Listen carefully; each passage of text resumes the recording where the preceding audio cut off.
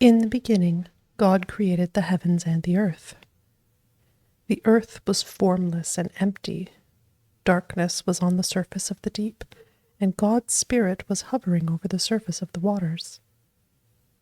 God said, "Let there be light," and there was light. God saw the light, and saw that it was good. God divided the light from the darkness. God called the light day, and the darkness he called night. There was evening, and there was morning, the first day.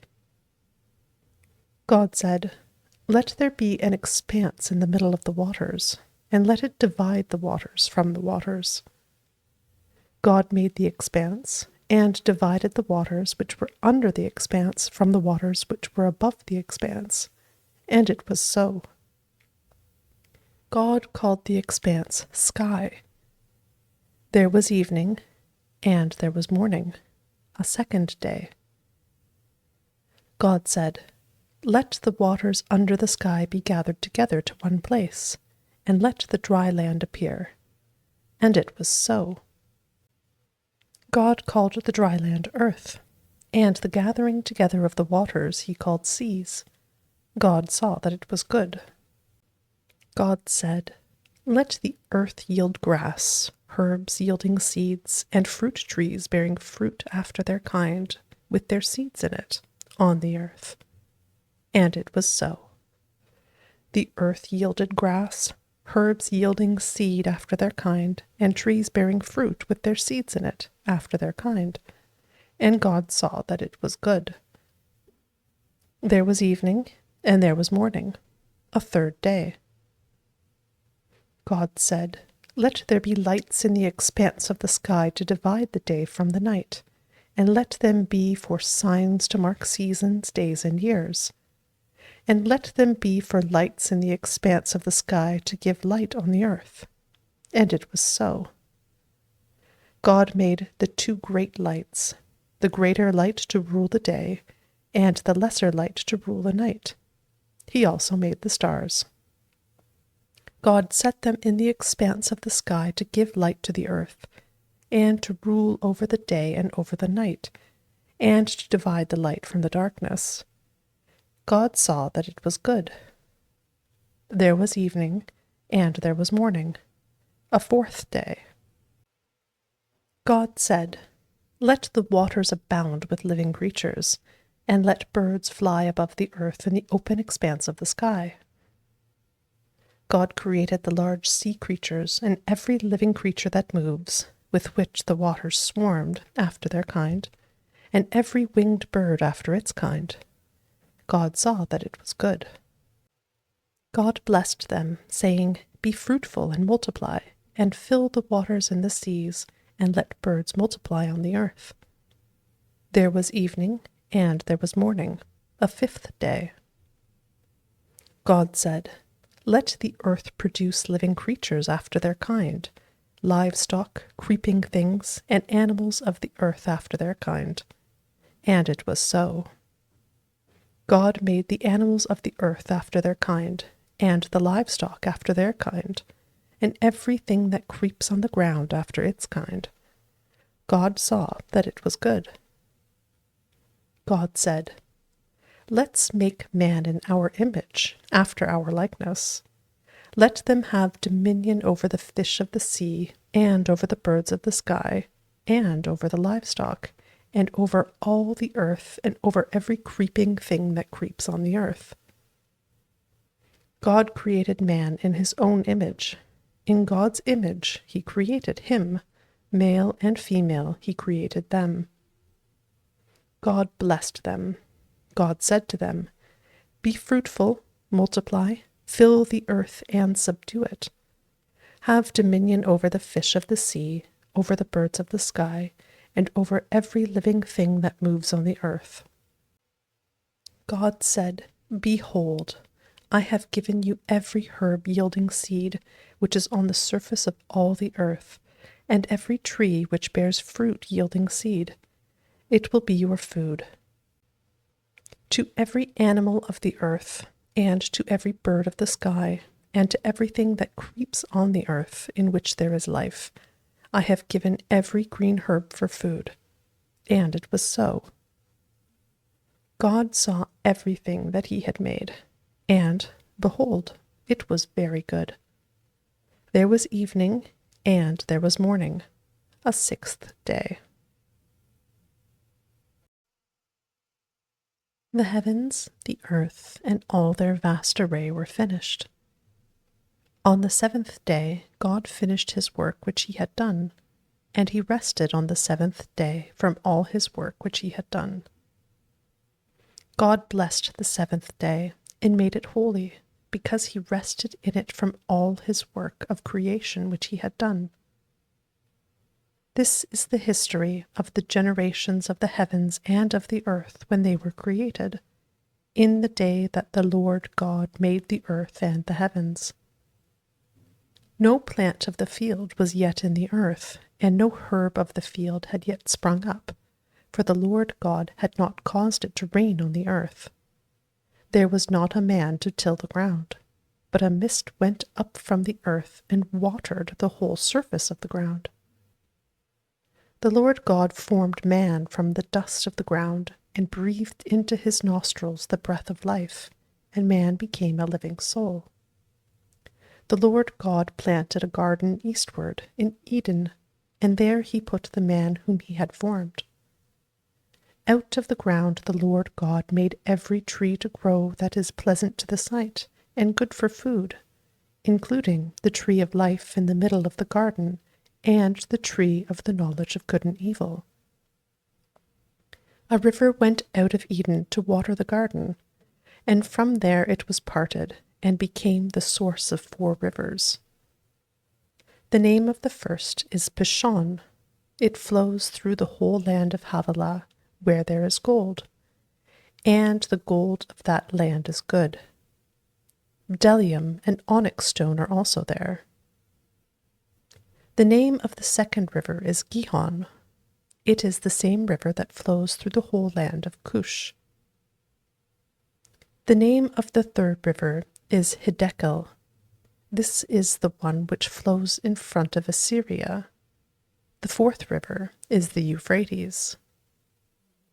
The Lord God took the man and put him into the Garden of Eden to cultivate and keep it. The Lord God commanded the man, saying, You may freely eat of every tree in the garden, but you shall not eat of the tree of the knowledge of good and evil, for in the day that you eat of it, you will surely die. The Lord God said, It is not good for the man to be alone.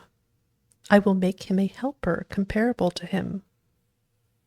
Out of the ground the Lord God formed every animal of the field and every bird of the sky, and brought them to the man to see what he would call them. Whatever the man called every living creature became its name. The man gave names to all livestock, and to the birds of the sky, and to every animal of the field. But for man there was not found a helper comparable to him. The Lord God caused the man to fall into a deep sleep. As the man slept, he took one of his ribs and closed up the flesh in its place.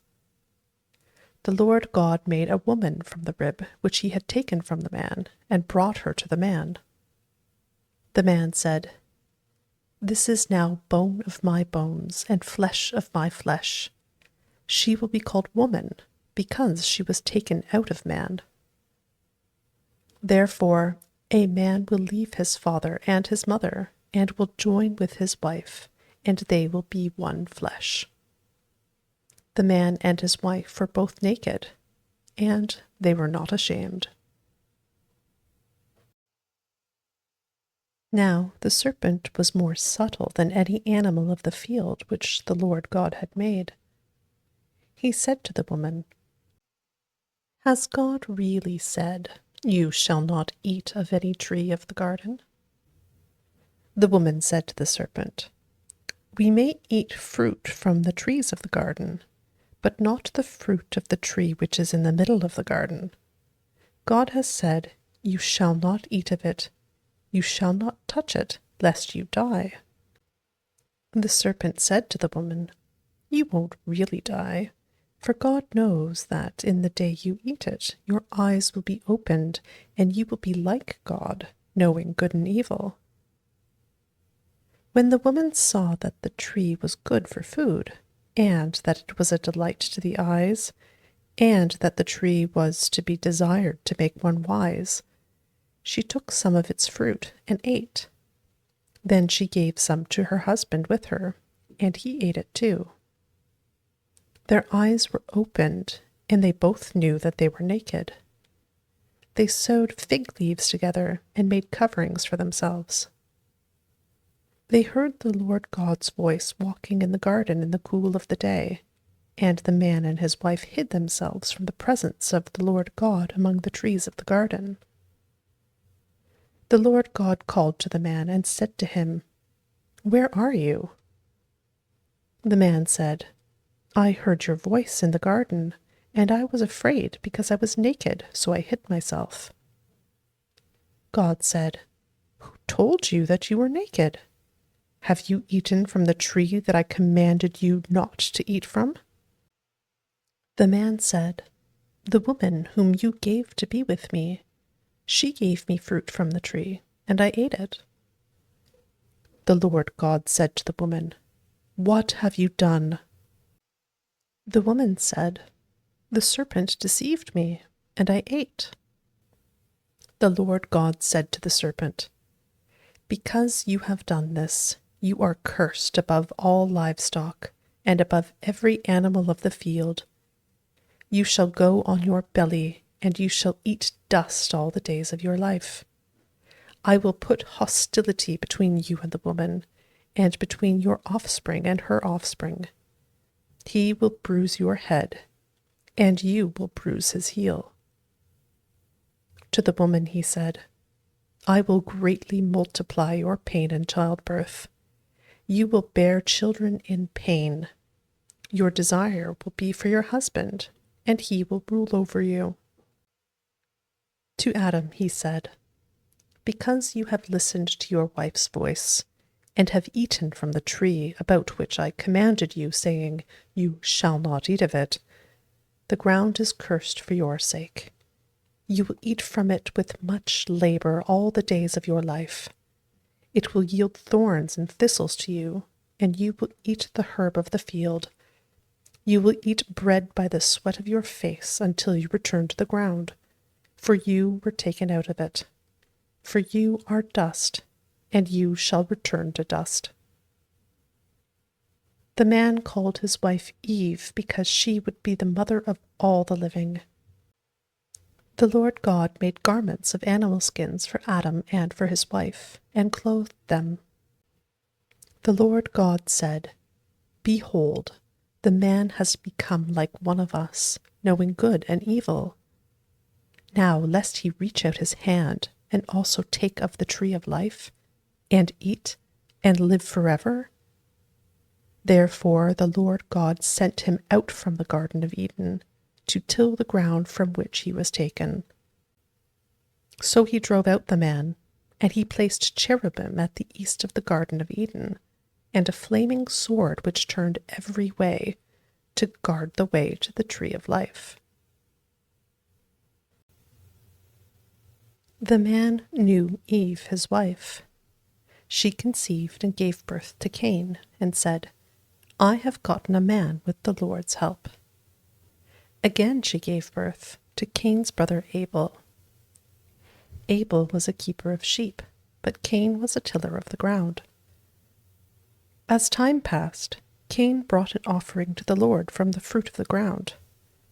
Abel also brought some of the firstborn of his flock and of its fat. The Lord respected Abel and his offering, but he didn't respect Cain and his offering. Cain was very angry, and the expression on his face fell. The Lord said to Cain, "Why are you angry? Why has the expression of your face fallen? If you do well, won't it be lifted up? If you don't do well, sin crouches at the door. Its desire is for you, but you are to rule over it." Cain said to Abel, his brother, "Let's go into the field." While they were in the field, Cain rose up against Abel, his brother, and killed him. The Lord said to Cain, "Where is Abel, your brother?" He said, "I don't know. Am I my brother's keeper?" The Lord said, "What have you done? The voice of your brother's blood cries to me from the ground. Now you are cursed because of the ground, which has opened its mouth to receive your brother's blood from your hand. From now on, when you till the ground, it won't yield its strength to you. You will be a fugitive and a wanderer in the earth." Cain said to the Lord, "My punishment is greater than I can bear. Behold, you have driven me out today from the surface of the ground. I will be hidden from your face, and I will be a fugitive and a wanderer in the earth.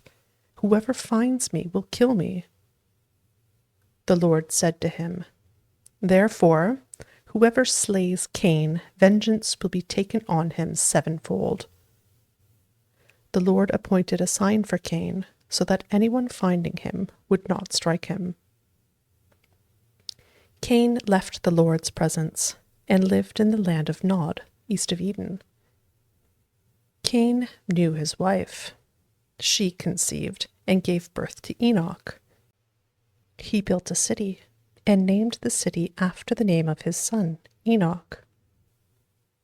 Irad was born to Enoch. Irad became the father of Mehujael. Mehujael became the father of Methushael. Methushael became the father of Lamech. Lamech took 2 wives. The name of the first one was Ada, and the name of the second one was Zillah. Ada gave birth to Jabal, who was the father of those who dwell in tents and have livestock. His brother's name was Jubal, who was the father of all who handle the harp and pipe. Zillah also gave birth to Tubal-Cain, the forger of every cutting instrument of bronze and iron. Tubal-Cain's sister was Naamah. Lamech said to his wives, "Ada and Zillah, hear my voice. You wives of Lamech, listen to my speech. For I have slain a man for wounding me, a young man for bruising me. If Cain will be avenged 7 times, truly Lamech 77 times. Adam knew his wife again. She gave birth to a son and named him Seth, saying, "For God has given me another child instead of Abel, for Cain killed him." A son was also born to Seth, and he named him Enosh. At that time, men began to call on the Lord's name. This is the book of the generations of Adam. In the day that God created man, he made him in God's likeness. He created them male and female, and blessed them. On the day they were created, he named them Adam. Adam lived 130 years, and became the father of a son in his own likeness, after his image, and named him Seth. The days of Adam after he became the father of Seth were 800 years, and he became the father of other sons and daughters. All the days that Adam lived were 930 years. Then he died. Seth lived 105 years, then became the father of Enosh. Seth lived after he became the father of Enosh 807 years, and became the father of other sons and daughters. All the days of Seth were 912 years. Then he died. Enosh lived 90 years, and became the father of Kenan. Enosh lived after he became the father of Kenan 815 years, and became the father of other sons and daughters. All the days of Enosh were 905 years. Then he died. Kenan lived 70 years, then became the father of Mahalalel. Kenan lived after he became the father of Mahalalel 840 years, and became the father of other sons and daughters. And all of the days of Kenan were 910 years. Then he died. Mahalalel lived 65 years, then became the father of Jared. Mahalalel lived after he became the father of Jared 830 years, and became the father of other sons and daughters. All of the days of Mahalalel were 895 years. Then he died. Jared lived 162 years, then became the father of Enoch. Jared lived after he became the father of Enoch 800 years, and became the father of other sons and daughters. All the days of Jared were 962 years. Then he died. Enoch lived 65 years, then became the father of Methuselah. After Methuselah's birth, Enoch walked with God for 300 years, and became the father of more sons and daughters. All the days of Enoch were 365 years. Enoch walked with God, and he was not found, for God took him. Methuselah lived 187 years, then became the father of Lamech. Methuselah lived after he became the father of Lamech 782 years, and became the father of other sons and daughters. All the days of Methuselah were 969 years. Then he died. Lamech lived 182 years, then became the father of a son. He named him Noah, saying, "This one will comfort us in our work and in the toil of our hands, caused by the ground which the Lord has cursed." Lamech lived after he became the father of Noah 595 years, and became the father of other sons and daughters. All the days of Lamech were 777 years. Then he died. Noah was 500 years old. Then Noah became the father of Shem, Ham, and Japheth. When men began to multiply on the surface of the ground, and daughters were born to them, God's sons saw that men's daughters were beautiful, and they took any that they wanted for themselves as wives. The Lord said, "My spirit will not strive with man forever, because he also is flesh, so his days will be 120 years. The Nephilim were in the earth in those days, and also after that, when God's sons came in to men's daughters and had children with them. Those were the mighty men who were of old, men of renown. The Lord saw that the wickedness of man was great in the earth, and that every imagination of the thoughts of man's heart was continually only evil. The Lord was sorry that he had made man on the earth, and it grieved him in his heart. The Lord said, "I will destroy man whom I have created from the surface of the ground, man along with animals, creeping things, and birds of the sky, for I am sorry that I have made them." But Noah found favor in the Lord's eyes. This is the history of the generations of Noah.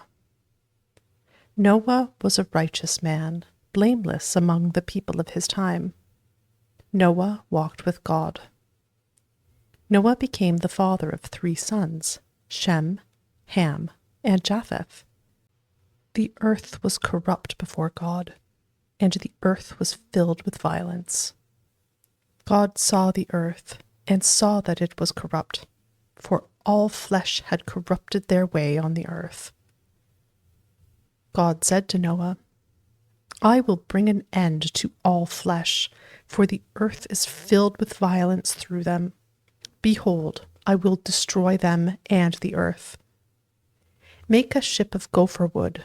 You shall make rooms in the ship, and shall seal it inside and outside with pitch. This is how you shall make it. The length of the ship shall be 300 cubits, its width 50 cubits, and its height 30 cubits.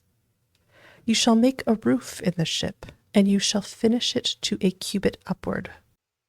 You shall set the door of the ship in its side. You shall make it with lower, second, and third levels. I, even I, will bring the flood of waters on this earth to destroy all flesh having the breath of life from under the sky. Everything that is in the earth will die. But I will establish my covenant with you. You shall come into the ship, you, your sons, your wife, and your sons' wives with you. Of every living thing of all flesh, you shall bring 2 of every sort into the ship, to keep them alive with you. They shall be male and female. Of the birds after their kind, of the livestock after their kind, of every creeping thing of the ground after its kind, 2 of every sort will come to you, to keep them alive. Take with you some of all food that is eaten, and gather it to yourself, and it will be for food for you and for them. Thus Noah did. He did all that God commanded him. The Lord said to Noah, "Come with all of your household into the ship, for I have seen your righteousness before me in this generation. You shall take 7 pairs of every clean animal with you, the male and his female. Of the animals that are not clean, take 2, the male and his female. Also of the birds of the sky, 7 and 7, male and female, to keep seed alive on the surface of all the earth. In 7 days I will cause it to rain on the earth for 40 days and 40 nights. I will destroy every living thing that I have made from the surface of the ground." Noah did everything that the Lord commanded him. Noah was 600 years old when the flood of waters came on the earth. Noah went into the ship with his sons, his wife, and his sons' wives because of the floodwaters. Clean animals, unclean animals, birds, and everything that creeps on the ground went by pairs to Noah into the ship, male and female, as God commanded Noah. After the 7 days, the floodwaters came on the earth. In the 600th year of Noah's life, in the 2nd month, on the 17th day of the month, on that day, all the fountains of the great deep burst open, and the sky's windows opened. It rained on the earth 40 days and 40 nights. In the same day, Noah and Shem, Ham, and Japheth, the sons of Noah, and Noah's wife, and the 3 wives of his sons with them, entered into the ship, they and every animal after its kind, all the livestock after their kind, every creeping thing that creeps on the earth after its kind, and every bird after its kind, every bird of every sort. Pairs from all flesh with the breath of life in them went into the ship to Noah. Those who went in, male and female, of all flesh, as God commanded him. Then the Lord shut him in. The flood was 40 days on the earth. The waters increased and lifted up the ship, and it was lifted up above the earth. The waters rose and increased greatly on the earth, and the ship floated on the surface of the waters. The waters rose very high on the earth. All the high mountains that were under the whole sky were covered. The waters rose 15 cubits higher, and the mountains were covered. All flesh died that moved on the earth, including birds, livestock, animals, every creeping thing that creeps on the earth, and every man. All on the dry land, in whose nostrils was the breath of the Spirit of life, died. Every living thing was destroyed that was on the surface of the ground, including man, livestock, creeping things, and birds of the sky. They were destroyed from the earth. Only Noah was left, and those who were with him in the ship. The waters flooded the earth 150 days. God remembered Noah, all the animals, and all the livestock that were with him in the ship. And God made a wind to pass over the earth. The waters subsided. The deep's fountains and the sky's windows were also stopped, and the rain from the sky was restrained. The waters continually receded from the earth. After the end of 150 days, the waters receded. The ship rested in the 7th month, on the 17th day of the month, on Ararat's mountains. The waters receded continually until the 10th month. In the 10th month, on the 1st day of the month, the tops of the mountains were visible. At the end of 40 days, Noah opened the window of the ship which he had made, and he sent out a raven. It went back and forth until the waters were dried up from the earth. He himself sent out a dove to see if the waters were abated from the surface of the ground. But the dove found no place to rest her foot, and she returned into the ship to him, for the waters were on the surface of the whole earth. He put out his hand and took her, and brought her to him into the ship.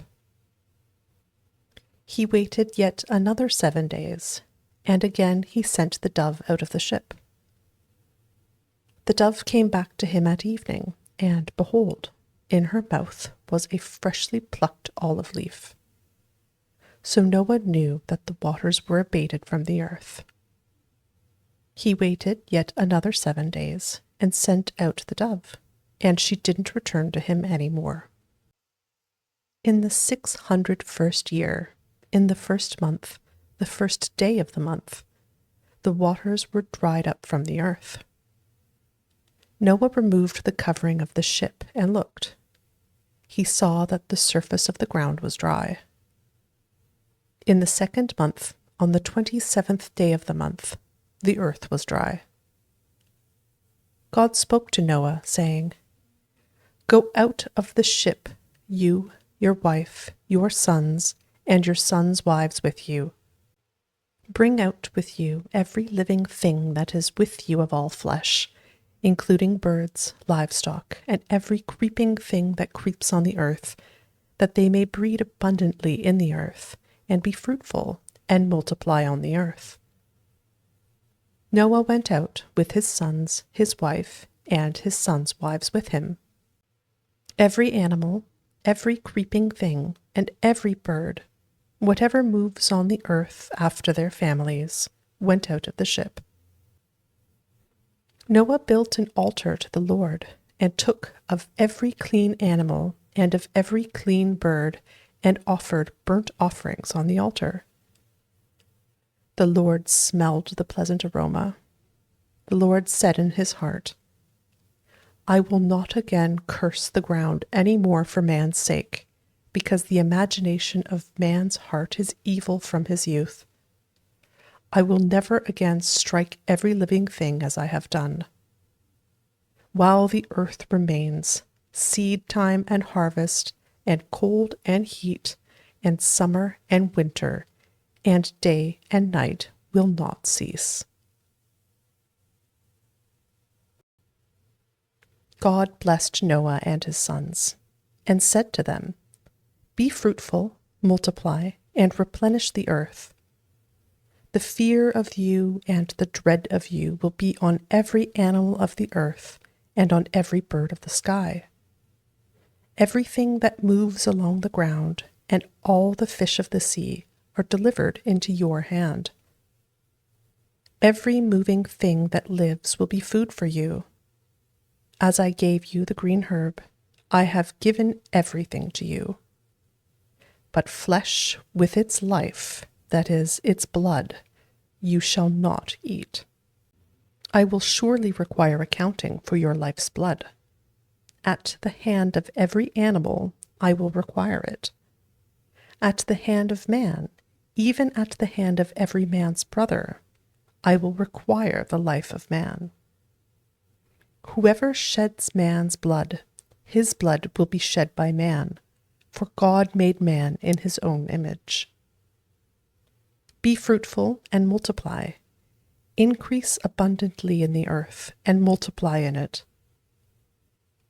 God spoke to Noah and to his sons with him, saying, As for me, behold, I establish my covenant with you, and with your offspring after you, and with every living creature that is with you, the birds, the livestock, and every animal of the earth with you, of all that go out of the ship, even every animal of the earth. I will establish my covenant with you. All flesh will not be cut off any more by the waters of the flood. There will never again be a flood to destroy the earth. God said, This is the token of the covenant which I make between me and you and every living creature that is with you for perpetual generations. I set my rainbow in the cloud, and it will be a sign of a covenant between me and the earth. When I bring a cloud over the earth, that the rainbow will be seen in the cloud, I will remember my covenant, which is between me and you and every living creature of all flesh, and the waters will no more become a flood to destroy all flesh. The rainbow will be in the cloud. I will look at it, that I may remember the everlasting covenant between God and every living creature of all flesh that is on the earth. God said to Noah, This is the token of the covenant which I have established between me and all flesh that is on the earth. The sons of Noah who went out from the ship were Shem, Ham, and Japheth. Ham is the father of Canaan. These three were the sons of Noah, and from these the whole earth was populated. Noah began to be a farmer and planted a vineyard. He drank of the wine and got drunk. He was uncovered within his tent. Ham, the father of Canaan, saw the nakedness of his father and told his two brothers outside. Shem and Japheth took a garment and laid it on both their shoulders, went in backwards and covered the nakedness of their father. Their faces were backwards, and they didn't see their father's nakedness. Noah awoke from his wine and knew what his youngest son had done to him. He said, Canaan is cursed. He will be a servant of servants to his brothers. He said, Blessed be the Lord, the God of Shem. Let Canaan be his servant. May God enlarge Japheth. Let him dwell in the tents of Shem. Let Canaan be his servant. Noah lived 350 years after the flood. All the days of Noah were 950 years, and then he died. Now this is the history of the generations of the sons of Noah and of Shem, Ham, and Japheth. Sons were born to them after the flood. The sons of Japheth were Gomer, Magog, Madai, Javan, Tubal, Meshech, and Tyrus. The sons of Gomer were Ashkenaz, Riphath, and Togarmah. The sons of Javan were Elisha, Tarshish, Kittim, and Dodanim. Of these were the islands of the nations divided in their lands, every one after his language, after their families, in their nations. The sons of Ham were Cush, Mizraim, Put, and Canaan. The sons of Cush were Seba, Havilah, Sabta, Rama, and Sabteka. The sons of Rama were Sheba and Dedan. Cush became the father of Nimrod. He began to be a mighty one in the earth. He was a mighty hunter before the Lord. Therefore it is said, like Nimrod, a mighty hunter before the Lord. The beginning of his kingdom was Babel, Erech, Akkad, and Calneh in the land of Shinar. Out of that land he went into Assyria and built Nineveh, Robohoth-ir, Calah, and Resen between Nineveh and the great city Calah. Mizraim became the father of Ludim, Anamim, Lehabim, Naphtahim, Pathrusim, Casluhim, which the Philistines descended from, and Caphtorim. Canaan became the father of Sidon, his firstborn, Heth, the Jebusites, the Amorites, the Girgashites, the Hivites, the Archites, the Sinites, the Arvadites, the Zemarites, and the Hamathites. Afterward, the families of the Canaanites were spread abroad. The border of the Canaanites was from Sidon, as you go toward Gerar, to Gaza, as you go towards Sodom, Gomorrah, Admah, and Zeboim, to Lasha. These are the sons of Ham, after their families, according to their languages, in their lands and their nations. Children were also born to Shem, the elder brother of Japheth, the father of all the children of Eber. The sons of Shem were Elam, Ashur, Arpachshad, Lud, and Aram. The sons of Aram were Uz, Hul, Gether, and Mash. Arpachshad became the father of Shelah. Shelah became the father of Eber. To Eber were born 2 sons. The name of the one was Peleg, for in his days the earth was divided. His brother's name was Joktan. Joktan became the father of Almodad, Shalef, Hazarmaveth, Jerah, Hadoram, Uzal, Diklah, Obal, Abimael, Sheba, Ophir, Havilah, and Jobab. All these were the sons of Joktan. Their dwelling extended from Mesha as you go towards Sephar, the mountain of the east. These are the sons of Shem, by their families, according to their languages, lands, and nations. These are the families of the sons of Noah, by their generations, according to their nations. The nations divided from these in the earth after the flood. The whole earth was of one language and of one speech. As they traveled east, they found a plain in the land of Shinar, and they lived there. They said to one another, "Come, let's make bricks and burn them thoroughly." They had brick for stone, and they used tar for mortar. They said, "Come, let's build ourselves a city, and a tower whose top reaches to the sky, and let's make a name for ourselves, lest we be scattered abroad on the surface of the whole earth." The Lord came down to see the city and the tower, which the children of men built. The Lord said, "Behold, they are one people, and they all have one language, and this is what they begin to do. Now nothing will be withheld from them which they intend to do. Come, let's go down, and there confuse their language, that they may not understand one another's speech." So the Lord scattered them abroad from there on the surface of all the earth. They stopped building the city. Therefore, its name was called Babel, because there the Lord confused the language of all the earth. From there, the Lord scattered them abroad on the surface of all the earth. This is the history of the generations of Shem. Shem was 100 years old when he became the father of Arpachshad 2 years after the flood. Shem lived 500 years after he became the father of Arpachshad, and became the father of more sons and daughters. Arpachshad lived 35 years and became the father of Shelah. Arpachshad lived 403 years after he became the father of Shelah, and became the father of more sons and daughters. Shelah lived 30 years, and became the father of Eber. Shelah lived 403 years after he became the father of Eber, and became the father of more sons and daughters. Eber lived 34 years, and became the father of Peleg.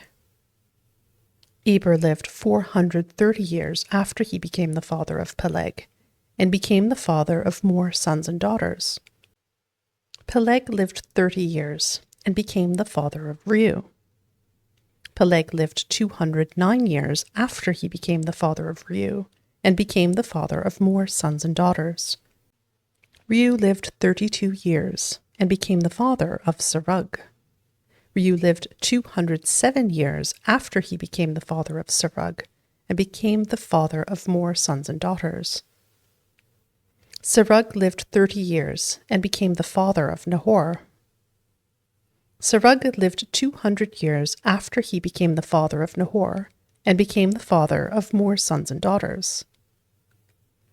Nahor lived 29 years, and became the father of Terah. Nahor lived 119 years after he became the father of Terah, and became the father of more sons and daughters. Terah lived 70 years, and became the father of Abram, Nahor, and Haran. Now this is the history of the generations of Terah. Terah became the father of Abram, Nahor, and Haran. Haran became the father of Lot.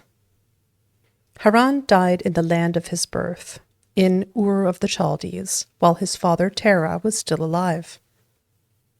Abram and Nahor married wives. The name of Abram's wife was Sarai, and the name of Nahor's wife was Milcah, the daughter of Haran, who was also the father of Iscah. Sarai was barren. She had no child. Terah took Abram his son, Lot the son of Haran his son's son, and Sarai his daughter-in-law, his son Abram's wife. They went from Ur of the Chaldees to go into the land of Canaan. They came to Haran and lived there. The days of Terah were 205 years. Terah died in Haran. Now the Lord said to Abram, "Leave your country and your relatives and your father's house, and go to the land that I will show you. I will make of you a great nation. I will bless you and make your name great. You will be a blessing. I will bless those who bless you, and I will curse him who treats you with contempt. All the families of the earth will be blessed through you." So Abram went, as the Lord had told him. Lot went with him. Abram was 75 years old when he departed from Haran. Abram took Sarai his wife, Lot his brother's son, all their possessions that they had gathered, and the people whom they had acquired in Haran, and they went to go into the land of Canaan. They entered into the land of Canaan. Abram passed through the land to the place of Shechem, to the oak of Moreh. At that time Canaanites were in the land. The Lord appeared to Abram and said, "I will give this land to your offspring." He built an altar there to the Lord who had appeared to him. He left from there to go to the mountain on the east of Bethel and pitched his tent, having Bethel on the west and Ai on the east. There he built an altar to the Lord and called on the Lord's name. Abram traveled, still going on toward the south. There was a famine in the land. Abram went down into Egypt to live as a foreigner there, for the famine was severe in the land. When he had come near to enter Egypt, he said to Sarai his wife, "See now, I know that you are a beautiful woman to look at. It will happen that when the Egyptians see you, they will say, 'This is his wife.' They will kill me, but they will save you alive. Please say that you are my sister, that it may be well with me for your sake, and that my soul may live because of you." When Abram had come into Egypt, some Egyptians saw that the woman was very beautiful. The princes of Pharaoh saw her and praised her to Pharaoh, and the woman was taken into Pharaoh's house. He dealt well with Abram for her sake. He had sheep, cattle, male donkeys, male servants, female donkeys, and camels. The Lord afflicted Pharaoh and his house with great plagues because of Sarai, Abram's wife. Pharaoh called Abram and said, "What is this that you have done to me? Why didn't you tell me that she was your wife? Why did you say, 'She is my sister,' so that I took her to be my wife? Now, therefore, see your wife, take her, and go your way." Pharaoh commanded men concerning him, and they escorted him away with his wife and all that he had. Abram went up out of Egypt, he, his wife, all that he had, and Lot with him, into the south. Abram was very rich in livestock, in silver, and in gold. He went on his journeys from the south as far as Bethel, to the place where his tent had been at the beginning, between Bethel and Ai, to the place of the altar which he had made there at the first. There Abram called on the Lord's name. Lot also, who went with Abram, had flocks, herds, and tents. The land was not able to bear them, that they might live together, for their possessions were so great that they couldn't live together. There was strife between the herdsmen of Abram's livestock and the herdsmen of Lot's livestock. The Canaanites and the Perizzites lived in the land at that time. Abram said to Lot, "Please, let there be no strife between you and me, and between your herdsmen and my herdsmen, for we are relatives. Isn't the whole land before you? Please separate yourself from me. If you go to the left hand, then I will go to the right. Or if you go to the right hand, then I will go to the left." Lot lifted up his eyes and saw all the plain of the Jordan, that it was well watered everywhere, before the Lord destroyed Sodom and Gomorrah, like the garden of the Lord, like the land of Egypt, as you go to Zoar. So Lot chose the plain of the Jordan for himself. Lot traveled east, and they separated themselves from one another. Abram lived in the land of Canaan, and Lot lived in the cities of the plain, and moved his tent as far as Sodom. Now the men of Sodom were exceedingly wicked and sinners against the Lord. The Lord said to Abram, after Lot was separated from him, "Now lift up your eyes and look from the place where you are, northward and southward and eastward and westward, for I will give all the land which you see to you and to your offspring forever. I will make your offspring as the dust of the earth, so that if a man can count the dust of the earth, then your offspring may also be counted. Arise, walk through the land in its length and in its width, for I will give it to you." Abram moved his tent and came and lived by the oaks of Mamre, which are in Hebron, and built an altar there to the Lord. In the days of Amraphel, king of Shinar, Aronach, king of Elasar, Chedorlaomer, king of Elam, and Tidal, king of Goyim, they made war with Bera, king of Sodom, Birsha, king of Gomorrah, Shinab, king of Admah, Shemeber, king of Zeboim, and the king of Bela, also called Zoar. All these joined together in the valley of Siddim, also called the Salt Sea. They served Chedorlaomer for 12 years, and in the 13th year they rebelled. In the 14th year, Chedorlaomer and the kings who were with him came and struck the Rephaim in Ashtaroth Karnaim, the Zuzim in Ham, the Emim in Shaveh Kiriathaim, and the Horites in their Mount Seir, to El Paran, which is by the wilderness. They returned and came to En Mishpat, also called Kadesh, and struck all the country of the Amalekites, and also the Amorites that lived in Hazazon Tamar.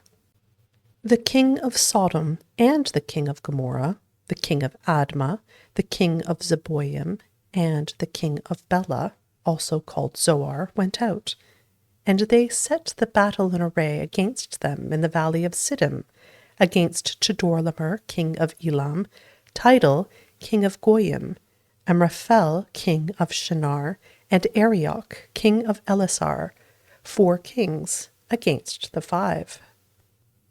Now the valley of Siddim was full of tar pits, and the kings of Sodom and Gomorrah fled, and some fell there. Those who remained fled to the hills. They took all the goods of Sodom and Gomorrah, and all their food, and went their way.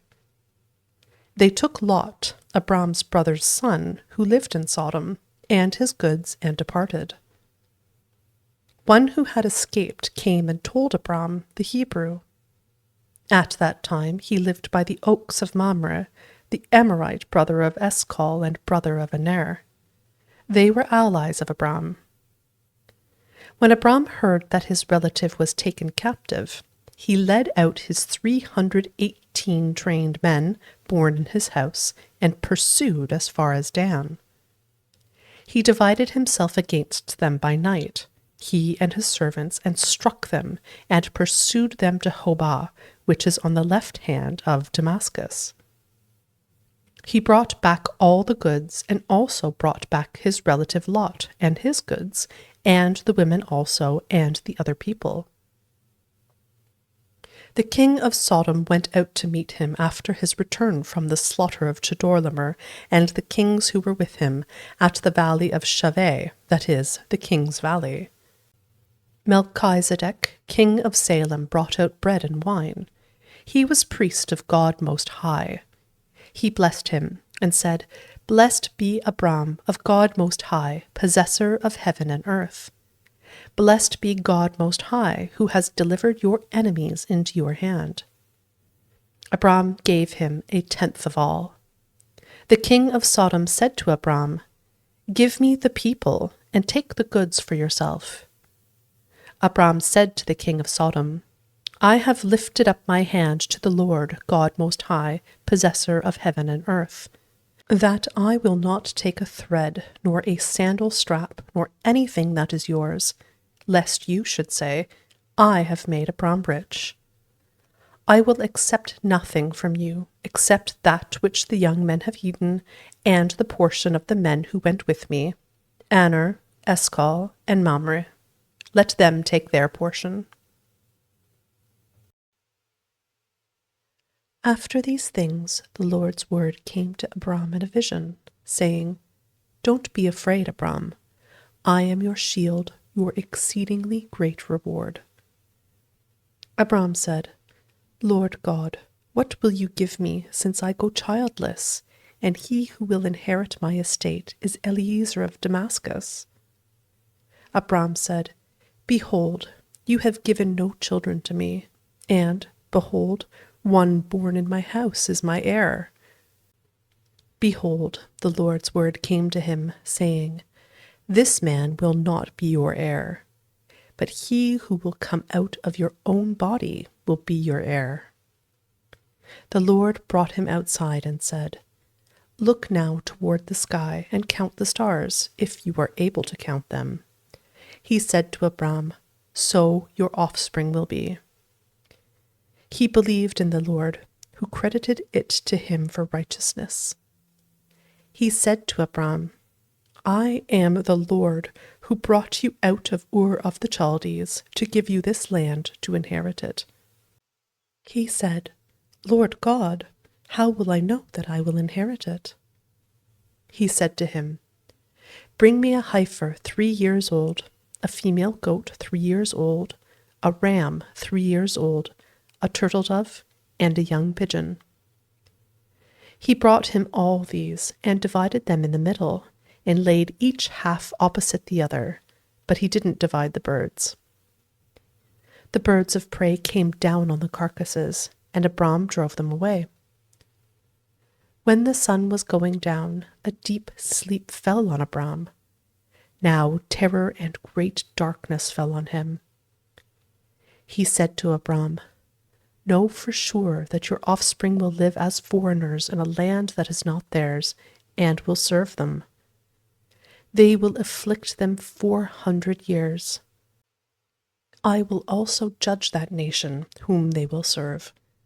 Afterward they will come out with great wealth, but you will go to your fathers in peace. You will be buried at a good old age. In the 4th generation they will come here again, for the iniquity of the Amorite is not yet full." It came to pass that, when the sun went down and it was dark, behold, a smoking furnace and a flaming torch passed between these pieces. In that day the Lord made a covenant with Abram, saying, "I have given this land to your offspring, from the river of Egypt to the great river, the river Euphrates, the land of the Kenites, the Kenizzites, the Cadmonites, the Hittites, the Perizzites, the Rephaim, the Amorites, the Canaanites, the Girgashites, and the Jebusites." Now Sarai, Abram's wife, bore him no children. She had a servant, an Egyptian, whose name was Hagar. Sarai said to Abram, "See now, the Lord has restrained me from bearing. Please go into my servant. It may be that I will obtain children by her." Abram listened to the voice of Sarai. Sarai, Abram's wife, took Hagar the Egyptian, her servant, after Abram had lived 10 years in the land of Canaan, and gave her to Abram, her husband, to be his wife. He went in to Hagar, and she conceived. When she saw that she had conceived, her mistress was despised in her eyes. Sarai said to Abram, "This wrong is your fault. I gave my servant into your bosom, and when she saw that she had conceived, she despised me. May the Lord judge between me and you." But Abram said to Sarai, "Behold, your maid is in your hand. Do to her whatever is good in your eyes." Sarai dealt harshly with her, and she fled from her face. The Lord's angel found her by a fountain of water in the wilderness, by the fountain on the way to Shur. He said, "Hagar, Sarai's servant, where did you come from? Where are you going?" She said, "I am fleeing from the face of my mistress Sarai." The Lord's angel said to her, "Return to your mistress, and submit yourself under her hands." The Lord's angel said to her, "I will greatly multiply your offspring, that they will not be counted for multitude." The Lord's angel said to her, "Behold, you are with child and will bear a son. You shall call his name Ishmael, because the Lord has heard your affliction. He will be like a wild donkey among men. His hand will be against every man, and every man's hand against him. He will live opposed to all of his brothers." She called the name of the Lord who spoke to her. "You are a God who sees," for she said, "Have I even stayed alive after seeing him?" Therefore the well was called Beer Lahai Roi. Behold, it is between Kadesh and Bered. Hagar bore a son for Abram. Abram called the name of his son whom Hagar bore Ishmael. Abram was 86 years old when Hagar bore Ishmael to Abram. When Abram was 99 years old, the Lord appeared to Abram and said to him, "I am God Almighty. Walk before me and be blameless. I will make my covenant between me and you, and will multiply you exceedingly." Abram fell on his face. God talked with him, saying, "As for me, behold, my covenant is with you. You will be the father of a multitude of nations. Your name will no more be called Abram, but your name will be Abraham, for I have made you the father of a multitude of nations. I will make you exceedingly fruitful, and I will make nations of you. Kings will come out of you. I will establish my covenant between me and you and your offspring after you throughout their generations, for an everlasting covenant, to be a God to you and to your offspring after you. I will give to you and to your offspring after you the land where you are traveling, all the land of Canaan, for an everlasting possession. I will be their God." God said to Abraham, "As for you, you shall keep my covenant, you and your offspring after you throughout their generations. This is my covenant, which you shall keep, between me and you and your offspring after you. Every male among you shall be circumcised. You shall be circumcised in the flesh of your foreskin. It will be a token of the covenant between me and you. He who is 8 days old shall be circumcised among you, every male throughout your generations, he who is born in the house, or bought with money from any foreigner who is not of your offspring. He who is born in your house, and he who is bought with your money, must be circumcised. My covenant shall be in your flesh for an everlasting covenant. The uncircumcised male who is not circumcised in the flesh of his foreskin, that soul shall be cut off from his people. He has broken my covenant." God said to Abraham, "As for Sarai your wife, you shall not call her name Sarai, but her name shall be Sarah. I will bless her, and moreover I will give you a son by her. Yes, I will bless her, and she will be a mother of nations. Kings of peoples will come from her." Then Abraham fell on his face and laughed and said in his heart, "Will a child be born to him who is 100 years old? Will Sarah, who is 90 years old, give birth?" Abraham said to God, "Oh, that Ishmael might live before you." God said, "No, but Sarah, your wife, will bear you a son. You shall call his name Isaac. I will establish my covenant with him for an everlasting covenant for his offspring after him. As for Ishmael, I have heard you. Behold, I have blessed him, and will make him fruitful, and will multiply him exceedingly. He will become the father of 12 princes, and I will make him a great nation. But I will establish my covenant with Isaac, whom Sarah will bear to you at this set time next year." When he finished talking with him, God went up from Abraham.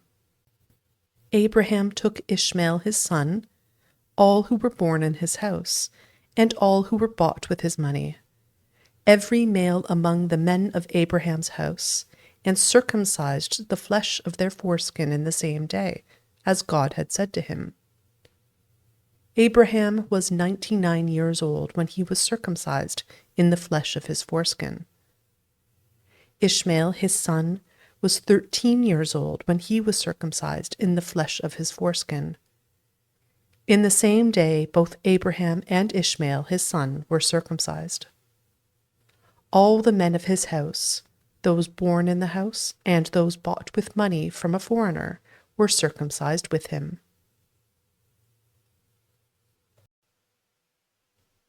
The Lord appeared to him by the oaks of Mamre, as he sat in the tent door in the heat of the day. He lifted up his eyes and looked, and saw that 3 men stood near him. When he saw them, he ran to meet them from the tent door and bowed himself to the earth and said, "My Lord, if now I have found favor in your sight, please don't go away from your servant. Now let a little water be fetched, wash your feet, and rest yourselves under the tree. I will get a piece of bread so you can refresh your heart. After that you may go your way, now that you have come to your servant." They said, "Very well, do as you have said." Abraham hurried into the tent to Sarah and said, "Quickly prepare 3 seahs of fine meal, knead it, and make cakes." Abraham ran to the herd and fetched a tender and good calf and gave it to the servant. He hurried to dress it. He took butter, milk, and the calf which he had dressed and set it before them. He stood by them under the tree, and they ate. They asked him, "Where is Sarah, your wife?" He said, "There, in the tent." He said, "I will certainly return to you at about this time next year, and behold, Sarah your wife will have a son." Sarah heard in the tent door, which was behind him. Now Abraham and Sarah were old, well advanced in age.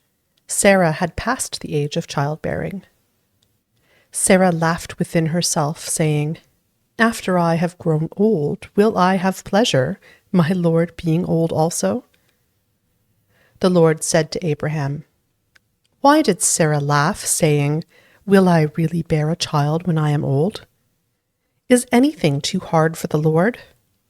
At the set time I will return to you, when the season comes around, and Sarah will have a son." Then Sarah denied it, saying, "I didn't laugh," for she was afraid. He said, "No, but you did laugh." The men rose up from there and looked towards Sodom. Abraham went with them to see them on their way.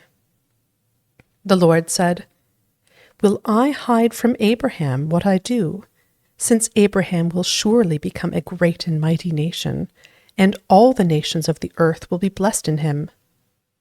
For I have known him to the end that he may command his children and his household after him, that they may keep the way of the Lord, to do righteousness and justice, to the end that the Lord may bring on Abraham that which he has spoken of him." The Lord said, "Because the cry of Sodom and Gomorrah is great, and because their sin is very grievous, I will go down now and see whether their deeds are as bad as the reports which have come to me. If not, I will know." The men turned from there and went towards Sodom, but Abraham stood yet before the Lord.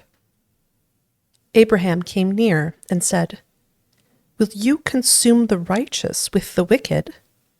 What if there are 50 righteous within the city? Will you consume and not spare the place for the 50 righteous who are in it? May it be far from you to do things like that, to kill the righteous with the wicked, so that the righteous should be like the wicked. May that be far from you. Shouldn't the judge of all the earth do right?" The Lord said, "If I find in Sodom 50 righteous within the city, then I will spare the whole place for their sake." Abraham answered, "See, now I have taken it on myself to speak to the Lord, although I am dust and ashes. What if there will lack 5 of the 50 righteous? Will you destroy all the city for lack of 5? He said, "I will not destroy it if I find 45 there." He spoke to him yet again and said, "What if there are 40 found there?" He said, "I will not do it for the 40's sake." He said, "Oh, don't let the Lord be angry, and I will speak. What if there are 30 found there?" He said, "I will not do it if I find 30 there." He said, "See now, I have taken it on myself to speak to the Lord. What if there are 20 found there?" He said, "I will not destroy it for the 20's sake." He said, "Oh, don't let the Lord be angry, and I will speak just once more. What if 10 are found there?" He said, "I will not destroy it for the 10's sake." The Lord went his way as soon as he had finished communing with Abraham, and Abraham returned to his place. The 2 angels came to Sodom at evening. Lot sat in the gate of Sodom. Lot saw them and rose up to meet them. He bowed himself with his face to the earth, and he said, "See now, my lords, please come into your servant's house. Stay all night, wash your feet, and you can rise up early and go on your way." They said, "No, but we will stay in the street all night." He urged them greatly, and they came in with him and entered into his house. He made them a feast and baked unleavened bread, and they ate. But before they lay down, the men of the city, the men of Sodom, surrounded the house, both young and old, all the people from every quarter. They called to Lot and said to him, "Where are the men who came in to you this night? Bring them out to us, that we may have sex with them." Lot went out to them through the door and shut the door after himself.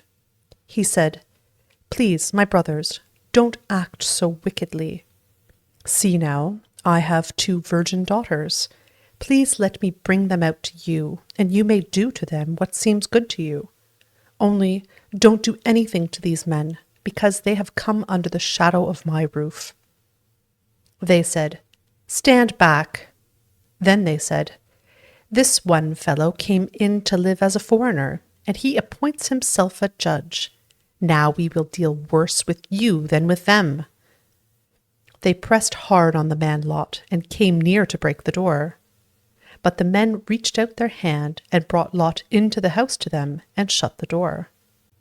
They struck the men who were at the door of the house with blindness, both small and great, so that they wearied themselves to find the door. The men said to Lot, "Do you have anybody else here, sons-in-law, your sons, your daughters, and whomever you have in the city?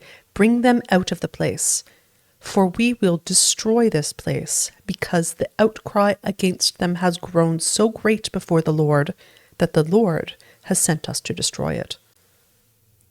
Lot went out and spoke to his sons-in-law, who were pledged to marry his daughters, and said, "Get up, get out of this place, for the Lord will destroy the city." But he seemed to his sons-in-law to be joking. When the morning came, then the angels hurried Lot, saying, "Get up, take your wife and your 2 daughters who are here, lest you be consumed in the iniquity of the city." But he lingered. And the men grabbed his hand, his wife's hand, and his 2 daughters' hands, the Lord being merciful to him, and they took him out and set him outside of the city. It came to pass, when they had taken them out, that he said, "Escape for your life. Don't look behind you, and don't stay anywhere in the plain. Escape to the mountains, lest you be consumed." Lot said to them, "Oh, not so, my lord. See now, your servant has found favor in your sight, and you have magnified your loving kindness, which you have shown to me in saving my life. I can't escape to the mountain, lest evil overtake me and I die. See now, this city is near to flee to, and it is a little one. Oh, let me escape there. Isn't it a little one? And my soul will live." He said to him, "Behold, I have granted your request concerning this thing also, that I will not overthrow the city of which you have spoken. Hurry, escape there, for I can't do anything until you get there." Therefore the name of the city was called Zoar. The sun had risen on the earth when Lot came to Zoar. Then the Lord rained on Sodom and on Gomorrah sulfur and fire from the Lord out of the sky. He overthrew those cities, all the plain, all the inhabitants of the cities, and that which grew on the ground. But Lot's wife looked back from behind him, and she became a pillar of salt. Abraham went up early in the morning to the place where he had stood before the Lord. He looked toward Sodom and Gomorrah, and toward all the land of the plain, and saw that the smoke of the land went up as the smoke of a furnace. When God destroyed the cities of the plain, God remembered Abraham, and sent Lot out of the middle of the overthrow, when he overthrew the cities in which Lot lived. Lot went up out of Zoar, and lived in the mountain, and his 2 daughters with him, for he was afraid to live in Zoar. He lived in a cave with his 2 daughters. The firstborn said to the younger, "Our father is old, and there is not a man in the earth to come in to us in the way of all the earth. Come, let's make our father drink wine, and we will lie with him, that we may preserve our father's family line." They made their father drink wine that night, and the firstborn went in and lay with her father. He didn't know when she lay down, nor when she arose.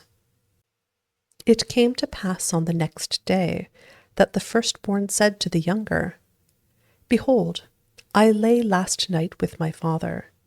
Let's make him drink wine again tonight. You go in and lie with him, that we may preserve our father's family line." They made their father drink wine that night also. The younger went and lay with him. He didn't know when she lay down, nor when she got up. Thus both of Lot's daughters were with child by their father. The firstborn bore a son, and named him Moab. He is the father of the Moabites to this day. The younger also bore a son, and called his name Ben-Ami. He is the father of the children of Ammon to this day. Abraham traveled from there toward the land of the south, and lived between Kadesh and Shur.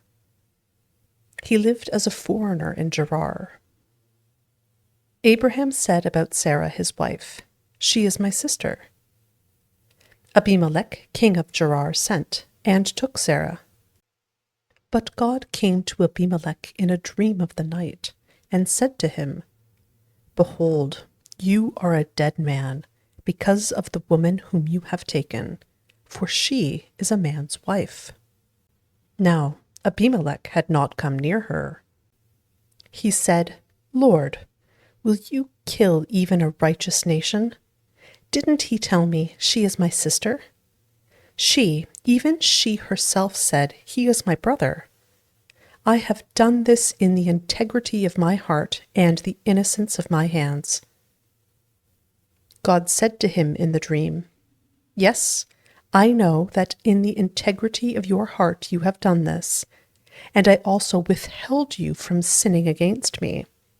Therefore I didn't allow you to touch her. Now, therefore, restore the man's wife, for he is a prophet, and he will pray for you, and you will live. If you don't restore her, know for sure that you will die, you and all who were yours."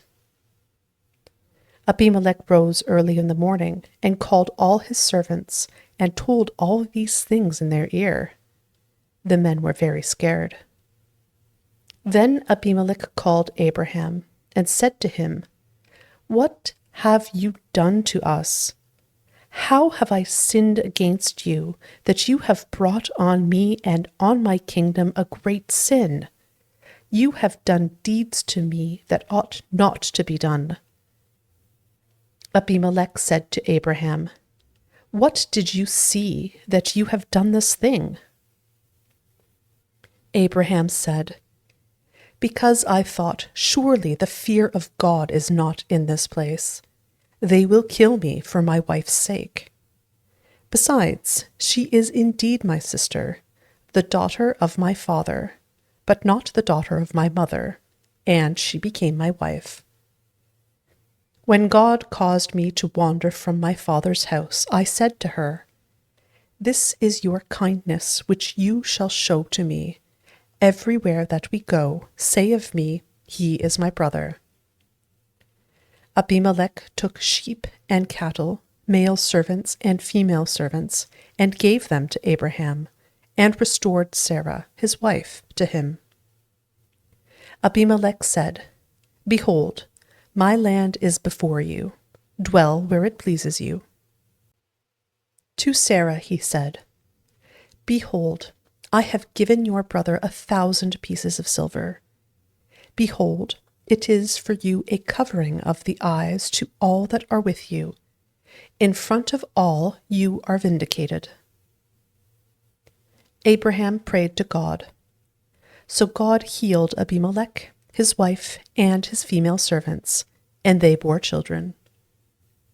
For the Lord had closed up tight all the wombs of the house of Abimelech, because of Sarah, Abraham's wife.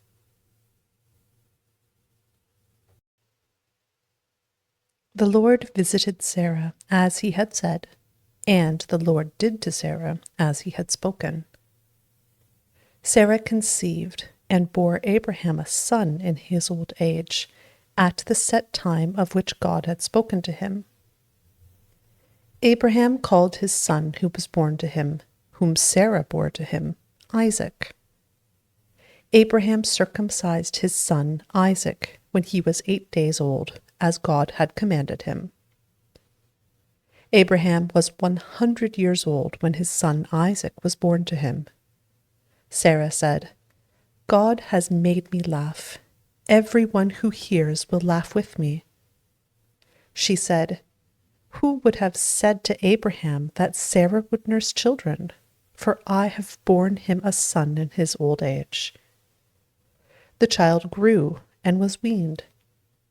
Abraham made a great feast on the day that Isaac was weaned.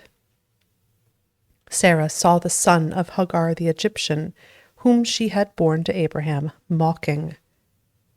Therefore she said to Abraham, "Cast out this servant and her son, for the son of this servant will not be heir with my son Isaac." The thing was very grievous in Abraham's sight on account of his son.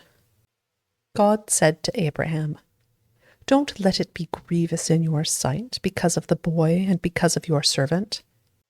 In all that Sarah says to you, listen to her voice, for your offspring will be named through Isaac. I will also make a nation of the son of the servant, because he is your child." Abraham rose up early in the morning, and took bread and a container of water, and gave it to Hagar, putting it on her shoulder, and gave her the child, and sent her away. She departed and wandered in the wilderness of Beersheba. The water in the container was spent, and she put the child under one of the shrubs. She went and sat down opposite him, a good way off, about a bow shot away. For she said, "Don't let me see the death of the child." She sat opposite him, and lifted up her voice and wept. God heard the voice of the boy. The angel of God called to Hagar out of the sky and said to her, "What troubles you, Hagar? Don't be afraid, for God has heard the voice of the boy where he is. Get up, lift up the boy, and hold him with your hand, for I will make him a great nation." God opened her eyes, and she saw a well of water. She went, filled the container with water, and gave the boy a drink.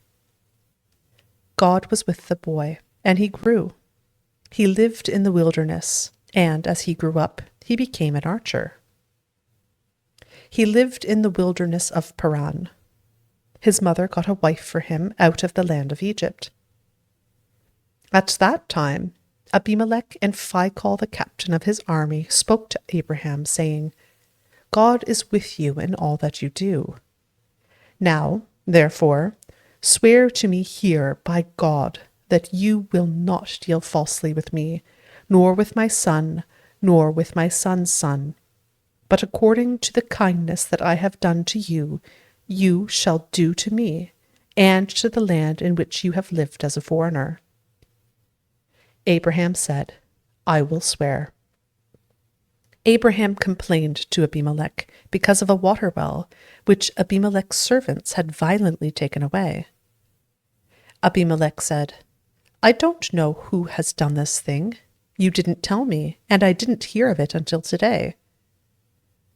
Abraham took sheep and cattle and gave them to Abimelech. Those two made a covenant. Abraham set 7 ewe lambs of the flock by themselves.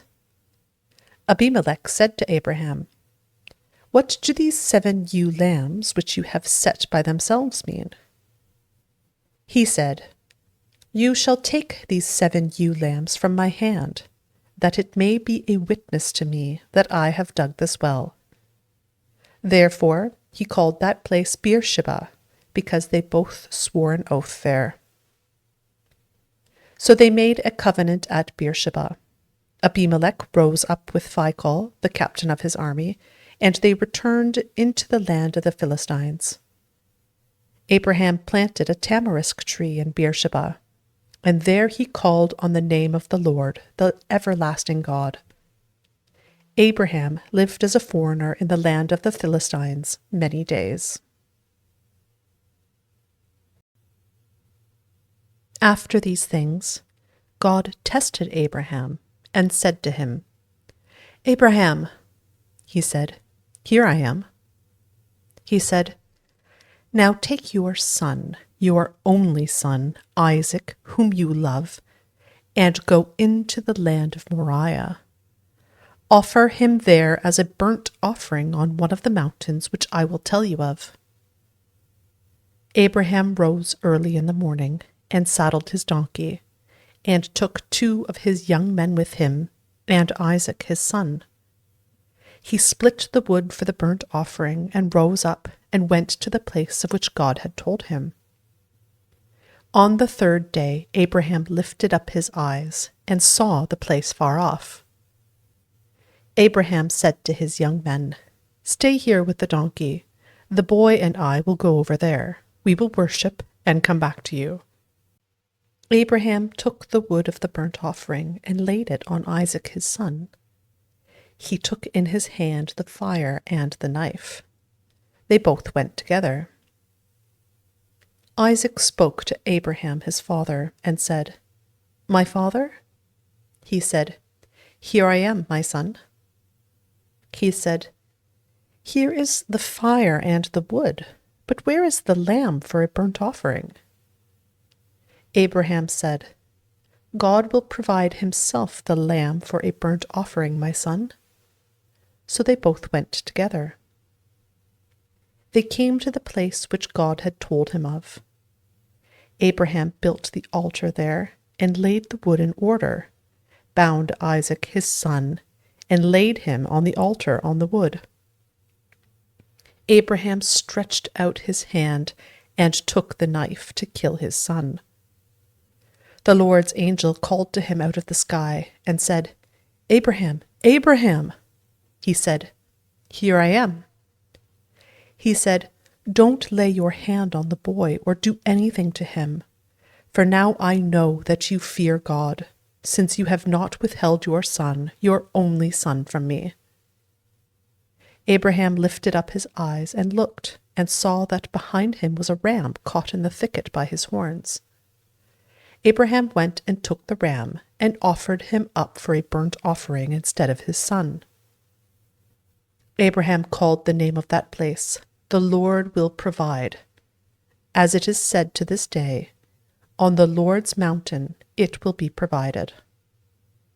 The Lord's angel called to Abraham a 2nd time out of the sky, and said, "I have sworn by myself, says the Lord, because you have done this thing, and have not withheld your son, your only son, that I will bless you greatly, and I will multiply your offspring greatly like the stars of the heavens, and like the sand which is on the seashore.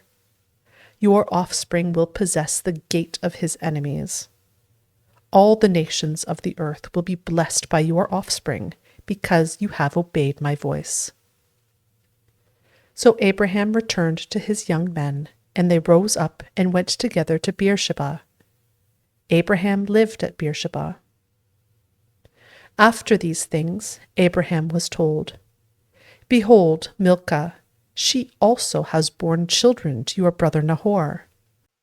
Uz, his firstborn, Buz, his brother, Kemuel, the father of Aram, Chesed, Hazo, Pildash, Jidlaph, and Bethuel. Bethuel became the father of Rebekah. These 8 Milcah bore to Nahor, Abraham's brother. His concubine, whose name was Reumah, also bore Tabah, Gaham, Tahash, and Maacah. Sarah lived 127 years. This was the length of Sarah's life. Sarah died in Kiriath Arba, also called Hebron, in the land of Canaan. Abraham came to mourn for Sarah and to weep for her. Abraham rose up from before his dead and spoke to the children of Heth, saying, I am a stranger and a foreigner living with you. Give me a possession of a burying place with you, that I may bury my dead out of my sight. The children of Heth answered Abraham, saying to him, Hear us, my lord. You are a prince of God among us. Bury your dead in the best of our tombs. None of us will withhold from you his tomb. Bury your dead. Abraham rose up and bowed himself to the people of the land, to the children of Heth. He talked with them, saying, If you agree that I should bury my dead out of my sight, hear me, and entreat for me to Ephron the son of Zohar, that he may sell me the cave of Machpelah, which he has, which is in the end of his field. For the full price let him sell it to me among you as a possession, for a burial place. Now Ephron was sitting in the middle of the children of Heth.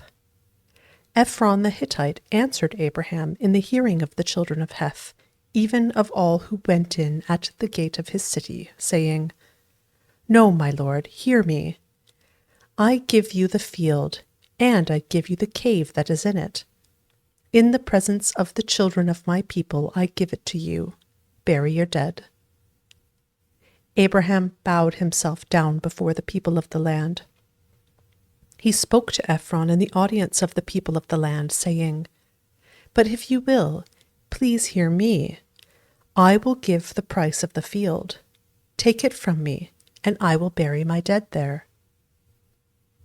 Ephron answered Abraham, saying to him, My lord, listen to me. What is a piece of land worth 400 shekels of silver between me and you? Therefore bury your dead. Abraham listened to Ephron. Abraham weighed to Ephron the silver which he had named in the hearing of the children of Heth, 400 shekels of silver, according to the current merchant standard. So the field of Ephron, which was in Machpelah, which was before Mamre, the field, the cave which was in it, and all the trees that were in the field, that were in all of its borders, were deeded to Abraham for a possession in the presence of the children of Heth, before all who went in at the gate of his city. After this, Abraham buried Sarah his wife in the cave of the field of Machpelah before Mamre, that is, Hebron, in the land of Canaan. The field, and the cave that is in it, were deeded to Abraham by the children of Heth as a possession for a burial place. Abraham was old and well advanced in age. The Lord had blessed Abraham in all things. Abraham said to his servant, the elder of his house, who ruled over all that he had, Please put your hand under my thigh. I will make you swear by the Lord, the God of heaven and the God of the earth, that you shall not take a wife for my son of the daughters of the Canaanites among whom I live. But you shall go to my country and to my relatives, and take a wife for my son Isaac. The servant said to him, "What if the woman isn't willing to follow me to this land? Must I bring your son again to the land you came from?" Abraham said to him, "Beware that you don't bring my son there again.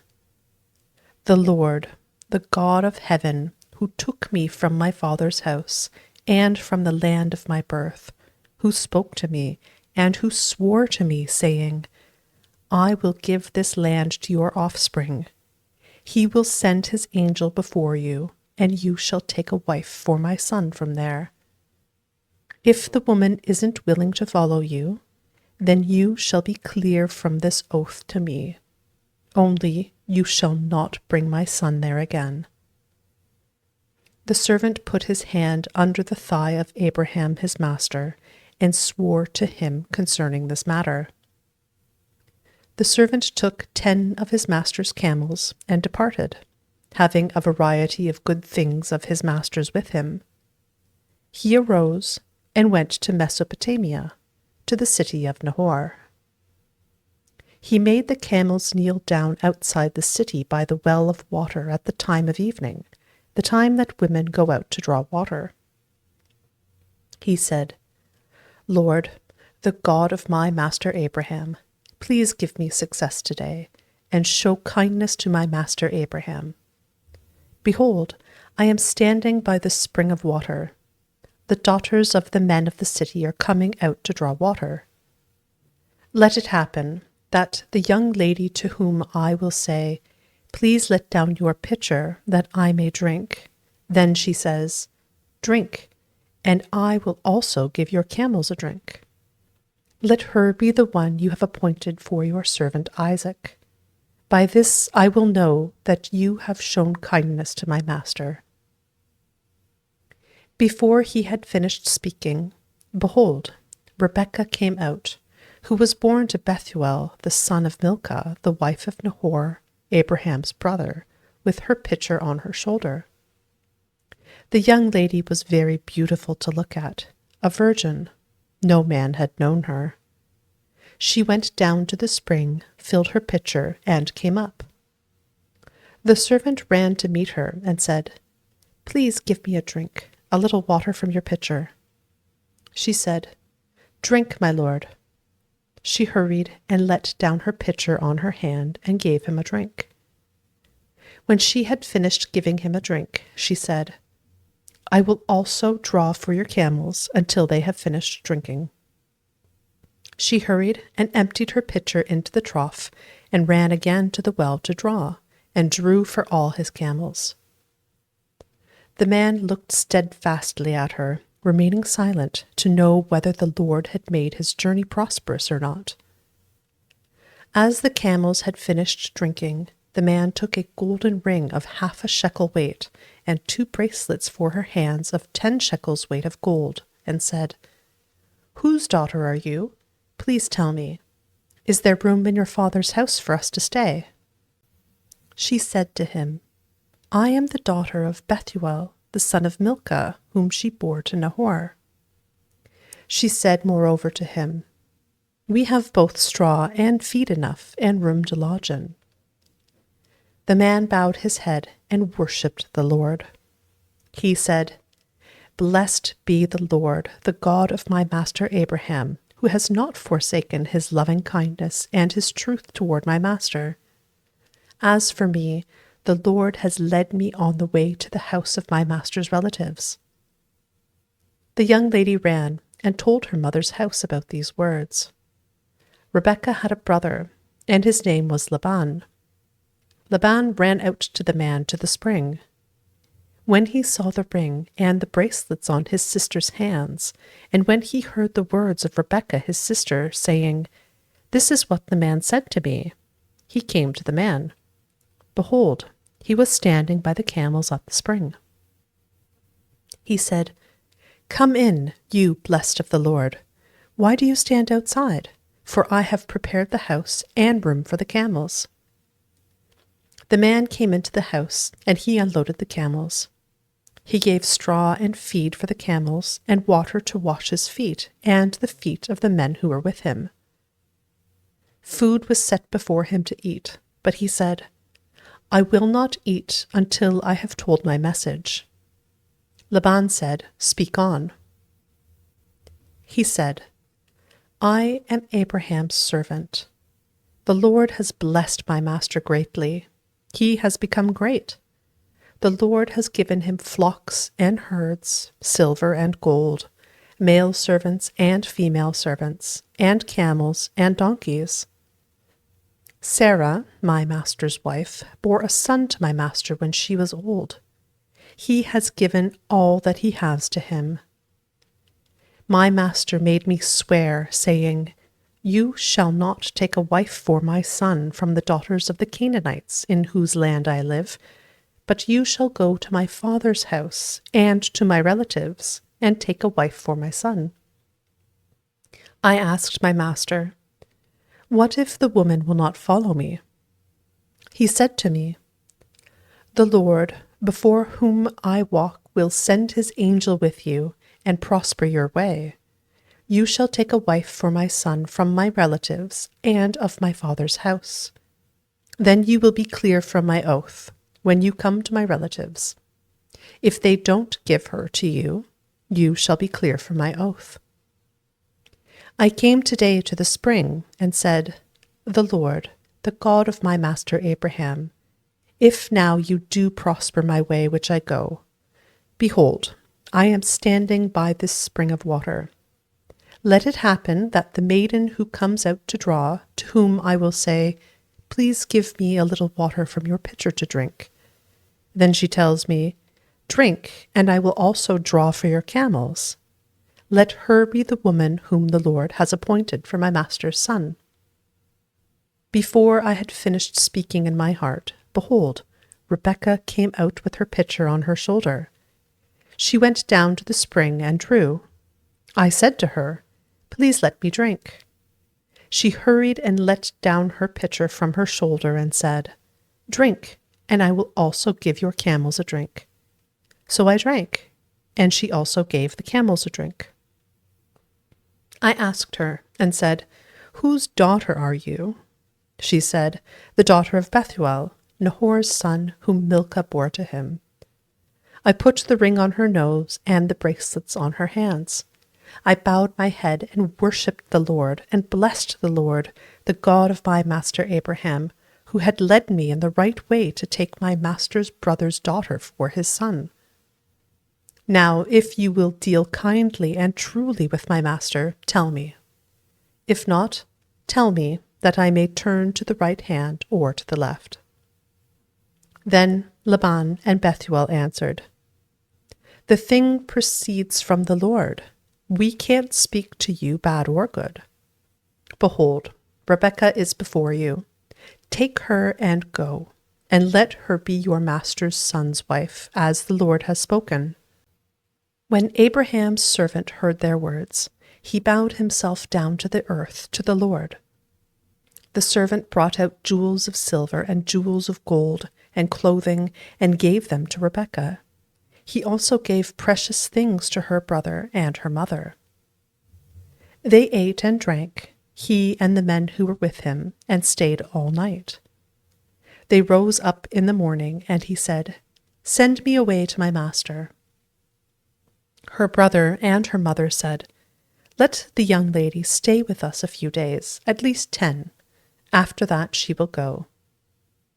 He said to them, Don't hinder me, since the Lord has prospered my way. Send me away that I may go to my master. They said, We will call the young lady and ask her. They called Rebekah and said to her, Will you go with this man? She said, I will go. They sent away Rebekah their sister with her nurse, Abraham's servant, and his men.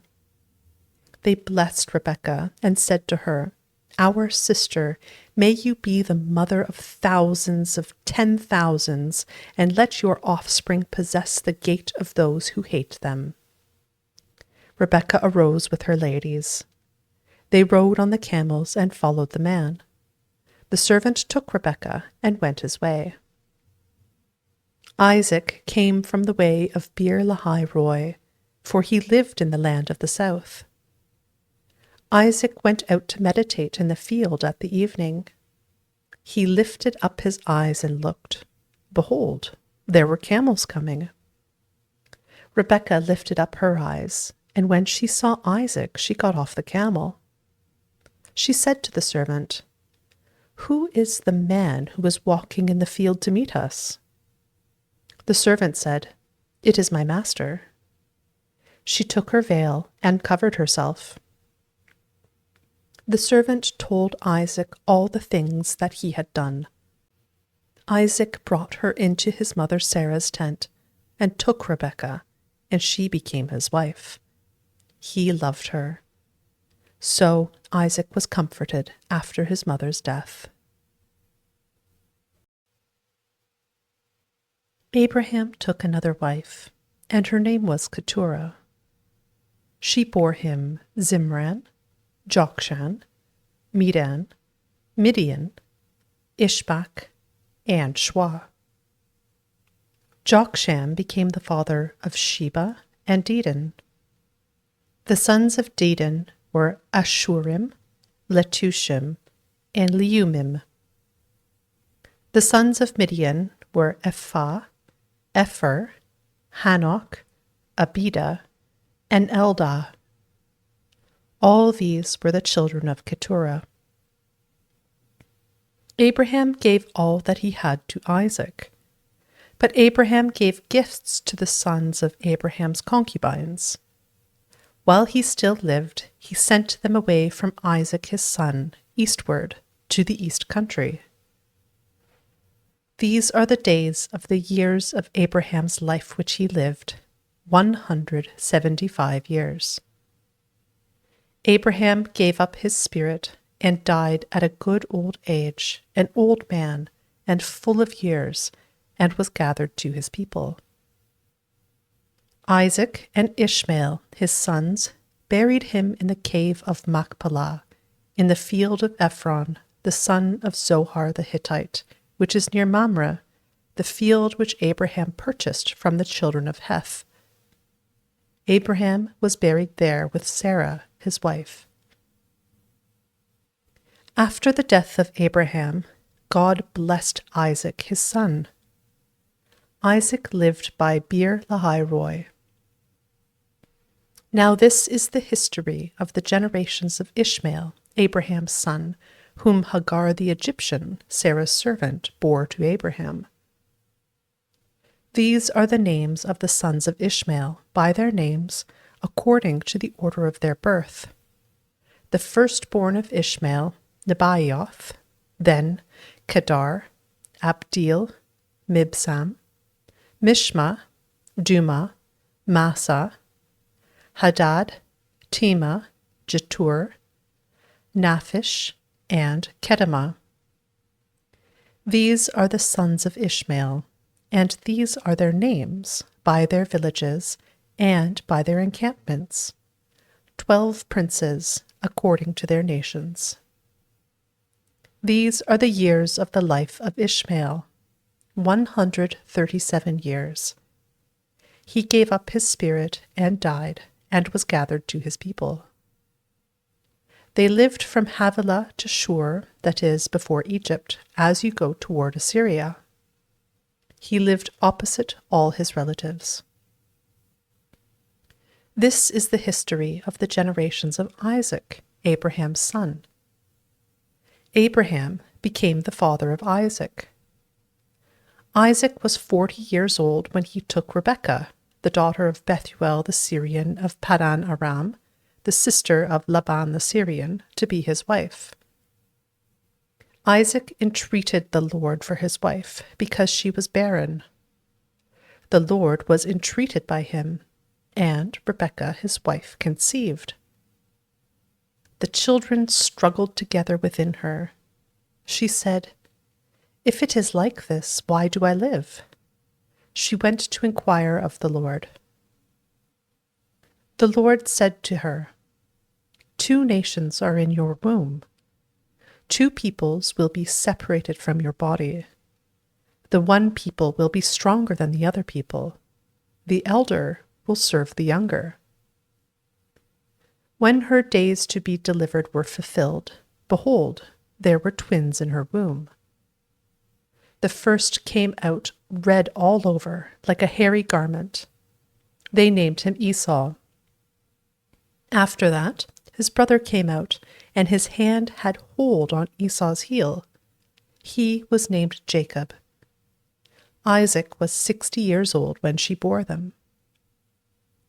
The boys grew. Esau was a skillful hunter, a man of the field. Jacob was a quiet man, living in tents. Now Isaac loved Esau, because he ate his venison. Rebekah loved Jacob. Jacob boiled stew. Esau came in from the field, and he was famished. Esau said to Jacob, "Please feed me with some of that red stew, for I am famished." Therefore his name was called Edom. Jacob said, "First, sell me your birthright." Esau said, "Behold, I am about to die. What good is the birthright to me?" Jacob said, "Swear to me first." He swore to him. He sold his birthright to Jacob. Jacob gave Esau bread and lentil stew. He ate and drank, rose up, and went his way. So Esau despised his birthright. There was a famine in the land, in addition to the first famine that was in the days of Abraham. Isaac went to Abimelech, king of the Philistines, to Gerar.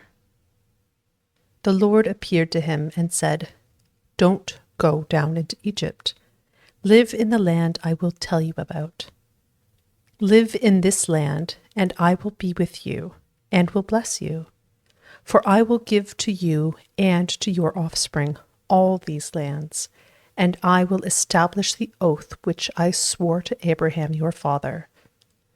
I will multiply your offspring as the stars of the sky, and will give all these lands to your offspring. In your offspring all the nations of the earth will be blessed, because Abraham obeyed my voice and kept my requirements, my commandments, my statutes, and my laws." Isaac lived in Gerar. The men of the place asked him about his wife. He said, "She is my sister," for he was afraid to say, "my wife," lest, he thought, the men of the place might kill me for Rebekah, because she is beautiful to look at. When he had been there a long time, Abimelech, king of the Philistines, looked out at a window and saw, and behold, Isaac was caressing Rebekah, his wife. Abimelech called Isaac and said, "Behold, surely she is your wife. Why did you say, 'She is my sister'?" Isaac said to him, "Because I said, 'Lest I die because of her.'" Abimelech said, "What is this you have done to us? One of the people might easily have lain with your wife, and you would have brought guilt on us." Abimelech commanded all the people, saying, "He who touches this man or his wife will surely be put to death." Isaac sowed in that land, and reaped in the same year 100 times what he planted. The Lord blessed him. The man grew great, and grew more and more, until he became very great. He had possessions of flocks, possessions of herds, and a great household. The Philistines envied him. Now all the wells which his father's servants had dug in the days of Abraham his father, the Philistines had stopped and filled with earth. Abimelech said to Isaac, "Go away from us, for you are much mightier than we." Isaac departed from there, encamped in the valley of Gerar, and lived there. Isaac dug again the wells of water, which they had dug in the days of Abraham his father, for the Philistines had stopped them after the death of Abraham. He called their names after the names by which his father had called them. Isaac's servants dug in the valley and found there a well of flowing water. The herdsmen of Gerar argued with Isaac's herdsmen, saying, "The water is ours." So he called the name of the well Esek, because they contended with him. They dug another well, and they argued over that also. So he called its name Sitnah. He left that place and dug another well. They didn't argue over that one. So he called it Rehoboth. He said, "For now the Lord has made room for us, and we will be fruitful in the land." He went up from there to Beersheba. The Lord appeared to him the same night and said, "I am the God of Abraham your father.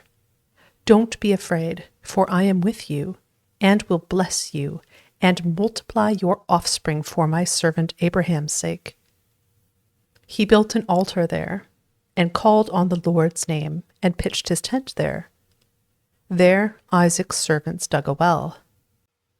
Then Abimelech went to him from Gerar, with Ahuzzath his friend, and Phicol the captain of his army. Isaac said to them, "Why have you come to me, since you hate me, and have sent me away from you?" They said, "We saw plainly that the Lord was with you." We said, "Let there now be an oath between us, even between us and you, and let's make a covenant with you, that you will do us no harm, as we have not touched you, and as we have done to you nothing but good, and have sent you away in peace. You are now the blessed of the Lord." He made them a feast, and they ate and drank. They rose up some time in the morning, and swore an oath to one another. Isaac sent them away, and they departed from him in peace. The same day Isaac's servants came and told him concerning the well which they had dug, and said to him, "We have found water." He called it Sheba. Therefore the name of the city is Beersheba to this day. When Esau was 40 years old, he took as wife Judith, the daughter of Beeri the Hittite, and Basemath, the daughter of Elon the Hittite. They grieved Isaac's and Rebekah's spirits.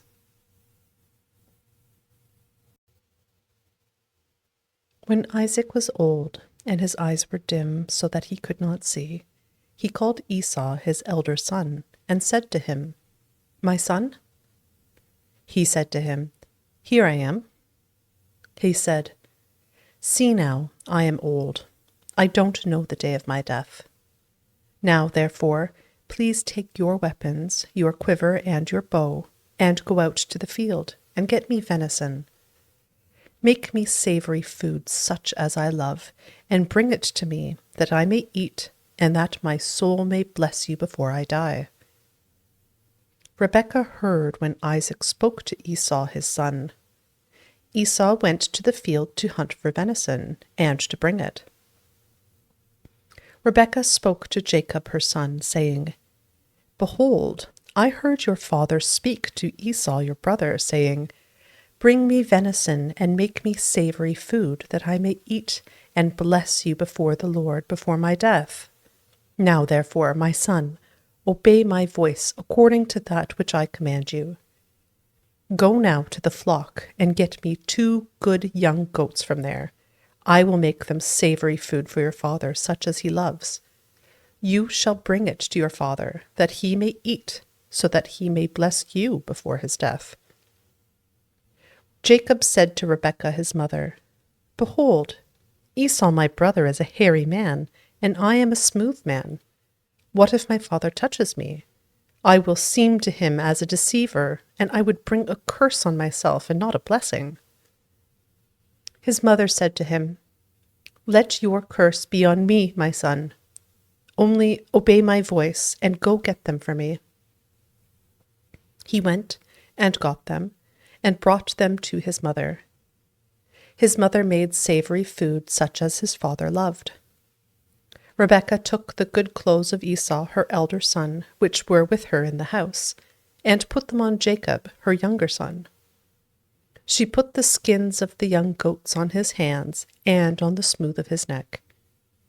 She gave the savory food and the bread which she had prepared into the hand of her son Jacob. He came to his father and said, "My father?" He said, "Here I am. Who are you, my son?" Jacob said to his father, "I am Esau, your firstborn. I have done what you asked me to do. Please arise, sit, and eat of my venison, that your soul may bless me." Isaac said to his son, "How is it that you have found it so quickly, my son?" He said, "Because the Lord your God gave me success." Isaac said to Jacob, "Please come near, that I may feel you, my son, whether you are really my son Esau or not." Jacob went near to Isaac his father. He felt him and said, "The voice is Jacob's voice, but the hands are the hands of Esau." He didn't recognize him, because his hands were hairy like his brother Esau's hands. So he blessed him. He said, "Are you really my son Esau?" He said, "I am." He said, "Bring it near to me, and I will eat of my son's venison, that my soul may bless you." He brought it near to him, and he ate. He brought him wine, and he drank. His father Isaac said to him, "Come near now, and kiss me, my son." He came near and kissed him. He smelled the smell of his clothing, and blessed him, and said, "Behold, the smell of my son is as the smell of a field which the Lord has blessed. God give you the dew of the sky, of the fatness of the earth, and plenty of grain and new wine. Let peoples serve you, and nations bow down to you. Be lord over your brothers. Let your mother's sons bow down to you. Cursed be everyone who curses you. Blessed be everyone who blesses you." As soon as Isaac had finished blessing Jacob, and Jacob had just gone out from the presence of Isaac his father, Esau his brother came in from his hunting. He also made savory food and brought it to his father. He said to his father, "Let my father arise and eat of his son's venison, that your soul may bless me." Isaac his father said to him, "Who are you?" He said, "I am your son, your firstborn, Esau." Isaac trembled violently and said, "Who then is he who has taken venison and brought it to me, and I have eaten of all before you came, and have blessed him? Yes, he will be blessed." When Esau heard the words of his father, he cried with an exceedingly great and bitter cry, and said to his father, "Bless me, even me also, my father." He said, "Your brother came with deceit and has taken away your blessing." He said, "Isn't he rightly named Jacob? For he has supplanted me these 2 times. He took away my birthright. See, now he has taken away my blessing." He said, "Haven't you reserved a blessing for me?" Isaac answered Esau, "Behold, I have made him your lord, and all his brothers I have given to him for servants. I have sustained him with grain and new wine. What then will I do for you, my son?" Esau said to his father, "Do you have just one blessing, my father? Bless me, even me also, my father." Esau lifted up his voice and wept. Isaac his father answered him, "Behold, your dwelling will be of the fatness of the earth, and of the dew of the sky from above. You will live by your sword, and you will serve your brother. It will happen when you will break loose that you will shake his yoke from off your neck." Esau hated Jacob because of the blessing with which his father blessed him. Esau said in his heart, The days of mourning for my father are at hand. Then I will kill my brother Jacob." The words of Esau, her elder son, were told to Rebekah. She sent and called Jacob, her younger son, and said to him, "Behold, your brother Esau comforts himself about you by planning to kill you. Now therefore, my son, obey my voice. Arise, flee to Laban, my brother, in Haran. Stay with him a few days until your brother's fury turns away, until your brother's anger turns away from you, and he forgets what you have done to him. Then I will send and get you from there. Why should I be bereaved of you both in one day?" Rebekah said to Isaac, "I am weary of my life because of the daughters of Heth. If Jacob takes a wife of the daughters of Heth, such as these, of the daughters of the land, what good will my life do me?"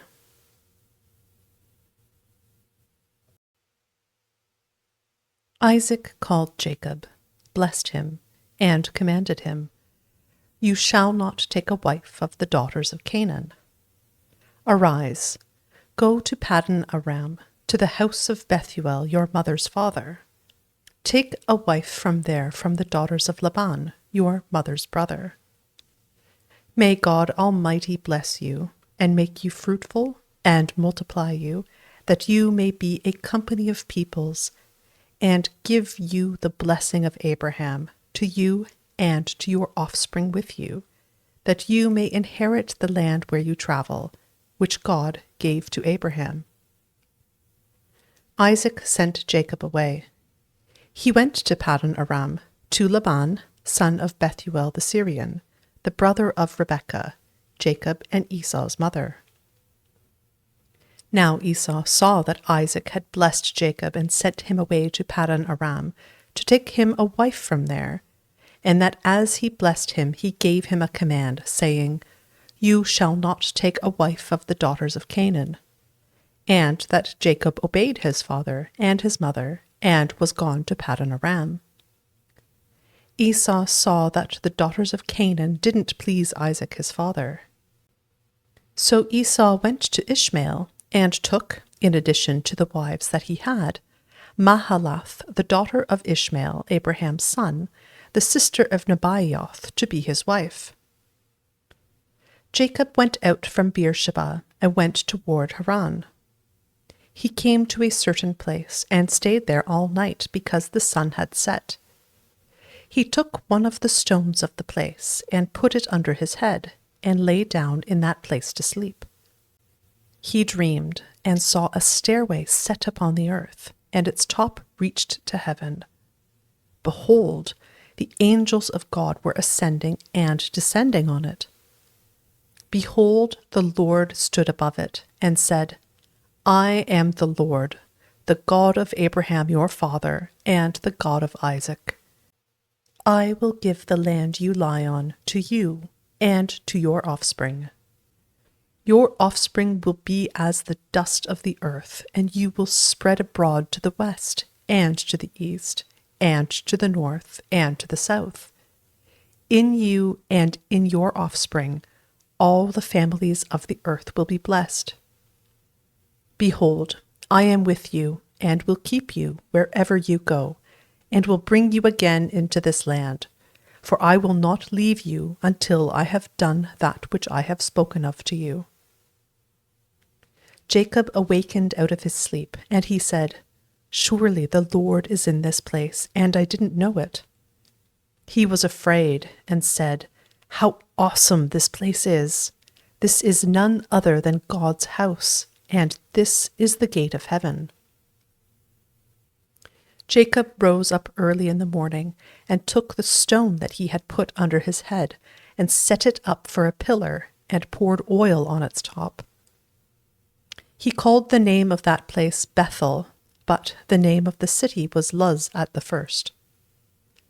Jacob vowed a vow, saying, "If God will be with me, and will keep me in this way that I go, and will give me bread to eat and clothing to put on, so that I come again to my father's house in peace, and the Lord will be my God, then this stone, which I have set up for a pillar, will be God's house. Of all that you will give me, I will surely give a tenth to you."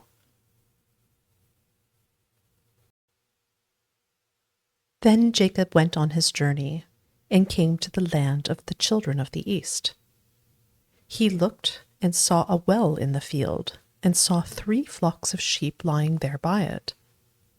For out of that well they watered the flocks. The stone on the well's mouth was large. There all the flocks were gathered. They rolled the stone from the well's mouth and watered the sheep, and put the stone back on the well's mouth in its place. Jacob said to them, "My relatives, where are you from?" They said, "We are from Haran." He said to them, "Do you know Laban, the son of Nahor?" They said, "We know him." He said to them, "Is it well with him?" They said, "It is well. See, Rachel, his daughter, is coming with the sheep." He said, "Behold, it is still the middle of the day, not time to gather the livestock together. Water the sheep, and go and feed them." They said, "We can't, until all the flocks are gathered together, and they roll the stone from the well's mouth. Then we will water the sheep." While he was yet speaking with them, Rachel came with her father's sheep, for she kept them. When Jacob saw Rachel, the daughter of Laban, his mother's brother, and the sheep of Laban, his mother's brother, Jacob went near and rolled the stone from the well's mouth, and watered the flock of Laban, his mother's brother. Jacob kissed Rachel, and lifted up his voice and wept. Jacob told Rachel that he was her father's relative, and that he was Rebekah's son. She ran and told her father. When Laban heard the news of Jacob, his sister's son, he ran to meet Jacob and embraced him, and kissed him, and brought him to his house. Jacob told Laban all these things. Laban said to him, "Surely you are my bone and my flesh." Jacob stayed with him for a month. Laban said to Jacob, "Because you are my relative, should you therefore serve me for nothing? Tell me, what will your wages be?" Laban had 2 daughters. The name of the elder was Leah, and the name of the younger was Rachel. Leah's eyes were weak, but Rachel was beautiful in form and attractive. Jacob loved Rachel. He said, "I will serve you 7 years for Rachel, your younger daughter." Laban said, "It is better that I give her to you than that I should give her to another man. Stay with me." Jacob served 7 years for Rachel. They seemed to him but a few days for the love he had for her. Jacob said to Laban, "Give me my wife, for my days are fulfilled, that I may go in to her." Laban gathered together all the men of the place and made a feast. In the evening, he took Leah his daughter and brought her to Jacob. He went into her. Laban gave Zilpah his servant to his daughter Leah for a servant. In the morning, behold, it was Leah. He said to Laban, "What is this you have done to me? Didn't I serve with you for Rachel? Why then have you deceived me?" Laban said, "It is not done so in our place, to give the younger before the firstborn.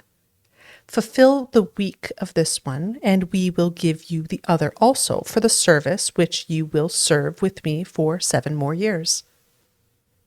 Jacob did so, and fulfilled her week. He gave him Rachel his daughter as a wife. Laban gave Bilhah his servant to his daughter Rachel to be her servant. He went in also to Rachel, and he loved also Rachel more than Leah, and served with him 7 more years. The Lord saw that Leah was hated, and he opened her womb, but Rachel was barren. Leah conceived and bore a son, and she named him Reuben, For she said, "Because the Lord has looked at my affliction, for now my husband will love me." She conceived again and bore a son, and said, "Because the Lord has heard that I am hated, he has therefore given me this son also." She named him Simeon. She conceived again and bore a son.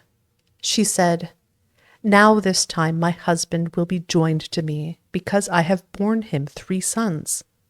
Therefore his name was called Levi. She conceived again and bore a son.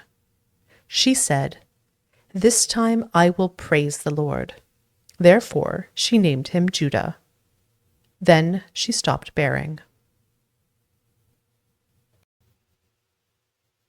When Rachel saw that she bore Jacob no children, Rachel envied her sister. She said to Jacob, "Give me children, or else I will die." Jacob's anger burned against Rachel, and he said, "Am I in God's place, who has withheld from you the fruit of the womb?" She said, "Behold, my maid Bilhah. Go in to her, that she may bear on my knees, and I also may obtain children by her." She gave him Bilhah her servant as wife, and Jacob went in to her. Bilhah conceived and bore Jacob a son. Rachel said, "God has judged me, and has also heard my voice, and has given me a son." Therefore she called his name Dan. Bilhah, Rachel's servant, conceived again, and bore Jacob a second son. Rachel said, "I have wrestled with my sister with mighty wrestlings, and have prevailed." She named him Naphtali. When Leah saw that she had finished bearing, she took Zilpah, her servant, and gave her to Jacob as a wife. Zilpah, Leah's servant, bore Jacob a son. Leah said, "How fortunate!" She named him Gad. Zilpah, Leah's servant, bore Jacob a second son. Leah said, "Happy am I, for the daughters will call me happy." She named him Asher. Reuben went in the days of wheat harvest and found mandrakes in the field, and brought them to his mother Leah. Then Rachel said to Leah, "Please give me some of your son's mandrakes." Leah said to her, "Is it a small matter that you have taken away my husband? Would you take away my son's mandrakes also?" Rachel said, "Therefore he will lie with you tonight for your son's mandrakes." Jacob came from the field in the evening, and Leah went out to meet him, and said, "You must come in to me, for I have surely hired you with my son's mandrakes." He lay with her that night. God listened to Leah, and she conceived, and bore Jacob a 5th son. Leah said, "God has given me my hire, because I gave my servant to my husband." She named him Issachar. Leah conceived again, and bore a 6th son to Jacob. Leah said, "God has endowed me with a good dowry. Now my husband will live with me, because I have borne him 6 sons." She named him Zebulun. Afterwards she bore a daughter, and named her Dinah. God remembered Rachel, and God listened to her, and opened her womb. She conceived, bore a son, and said, "God has taken away my reproach." She named him Joseph, saying, "May the Lord add another son to me." When Rachel had borne Joseph, Jacob said to Laban, "Send me away, that I may go to my own place and to my country. Give me my wives and my children for whom I have served you, and let me go, for you know my service with which I have served you." Laban said to him, If now I have found favor in your eyes, stay here, for I have divined that the Lord has blessed me for your sake. He said, Appoint me your wages, and I will give it. Jacob said to him, You know how I have served you, and how your livestock have fared with me. For it was little which you had before I came, and it has increased to a multitude. The Lord has blessed you wherever I turned. Now, when will I provide for my own house also? Laban said, What shall I give you? Jacob said, You shall not give me anything. If you will do this thing for me, I will again feed your flock and keep it. I will pass through all your flock today, removing from there every speckled and spotted one, and every black one among the sheep, and the spotted and speckled among the goats. This will be my hire. So my righteousness will answer for me hereafter, when you come concerning my hire that is before you. Every one that is not speckled and spotted among the goats, and black among the sheep that might be with me, will be considered stolen. Laban said, Behold, let it be according to your word. That day he removed the male goats that were streaked and spotted, and all the female goats that were speckled and spotted, every one that had white in it, and all the black ones among the sheep, and gave them into the hand of his sons. He set 3 days' journey between himself and Jacob fed the rest of Laban's flocks. Jacob took to himself rods of fresh poplar, almond, and plane tree, peeled white streaks in them, and made the white appear which was in the rods. He set the rods which he had peeled opposite the flocks in the watering troughs where the flocks came to drink. They conceived when they came to drink. The flocks conceived before the rods, and the flocks produced streaked, speckled, and spotted. Jacob separated the lambs, and set the faces of the flocks toward the streaked, and all the black in Laban's flock. He put his own droves apart, and didn't put them into Laban's flock. Whenever the stronger of the flock conceived, Jacob laid the rods in front of the eyes of the flock in the watering troughs, that they might conceive among the rods. But when the flock were feeble, he didn't put them in. So the feebler were Laban's, and the stronger Jacob's. The man increased exceedingly, and had large flocks, female servants and male servants, and camels and donkeys. Jacob heard Laban's sons' words, saying, Jacob has taken away all that was our father's. He has obtained all his wealth from that which was our father's. Jacob saw the expression on Laban's face, and, behold, it was not toward him as before. The Lord said to Jacob, Return to the land of your fathers and to your relatives, and I will be with you. Jacob sent and called Rachel and Leah to the field to his flock, and said to them, I see the expression on your father's face, that it is not toward me as before, but the God of my father has been with me. You know that I have served your father with all of my strength. Your father has deceived me and changed my wages 10 times, but God didn't allow him to hurt me. If he said, The speckled will be your wages, then all the flock bore speckled. If he said, The streaked will be your wages, then all the flock bore streaked. Thus God has taken away your father's livestock and given them to me. During mating season, I lifted up my eyes and saw in a dream, and behold, the male goats which leaped on the flock were streaked, speckled, and grizzled. The angel of God said to me in the dream, Jacob, and I said, Here I am. He said, Now lift up your eyes, and behold, all the male goats which leap on the flock are streaked, speckled, and grizzled, for I have seen all that Laban does to you. I am the God of Bethel, where you anointed a pillar, where you vowed a vow to me. Now arise, get out from this land, and return to the land of your birth."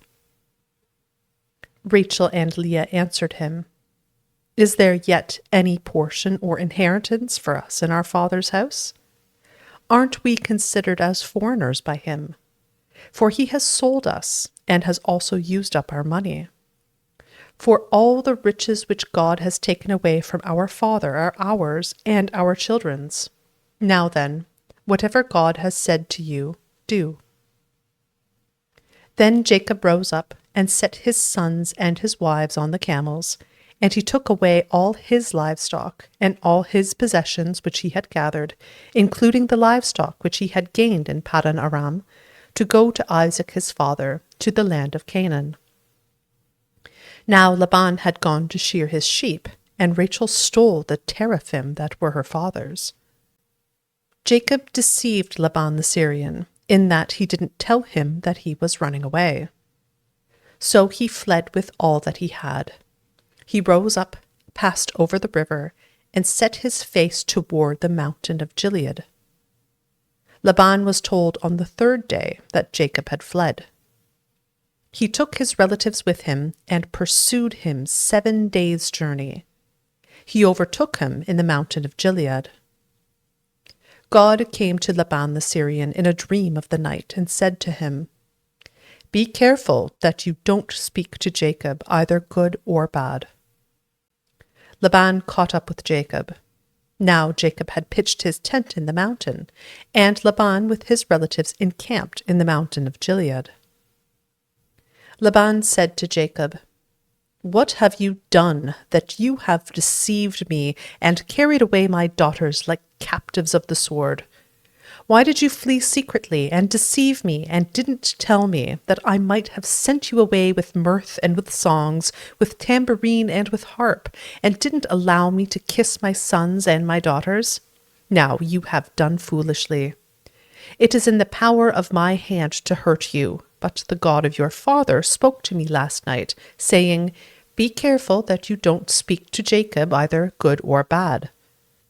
Now you want to be gone because you greatly longed for your father's house. But why have you stolen my gods?" Jacob answered Laban, "Because I was afraid, for I said, 'Lest you should take your daughters from me by force.' Anyone you find your gods with shall not live. Before our relatives discern what is yours with me, and take it." For Jacob didn't know that Rachel had stolen them. Laban went into Jacob's tent, into Leah's tent, and into the tent of the 2 female servants, but he didn't find them. He went out of Leah's tent and entered into Rachel's tent. Now Rachel had taken the teraphim, put them in the camel's saddle, and sat on them. Laban felt all around the tent, but didn't find them. She said to her father, "Don't let my lord be angry that I can't rise up before you, for I'm having my period." He searched, but didn't find the teraphim. Jacob was angry and argued with Laban.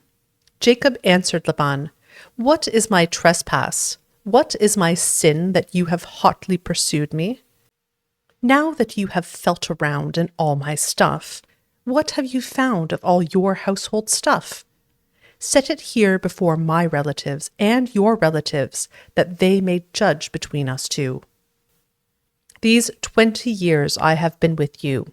Your ewes and your female goats have not cast their young, and I haven't eaten the rams of your flocks.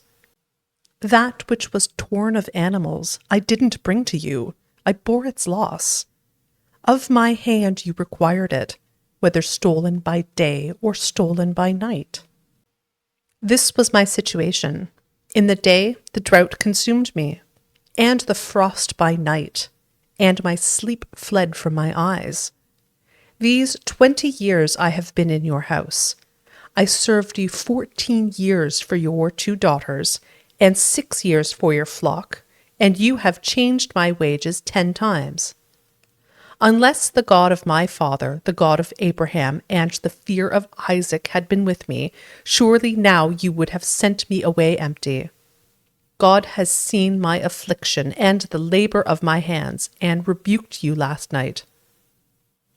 Laban answered Jacob, "The daughters are my daughters, the children are my children, the flocks are my flocks, and all that you see is mine. What can I do today to these my daughters or to their children whom they have borne? Now come, let's make a covenant, you and I. Let it be for a witness between me and you." Jacob took a stone and set it up for a pillar. Jacob said to his relatives, "Gather stones." They took stones and made a heap. They ate there by the heap.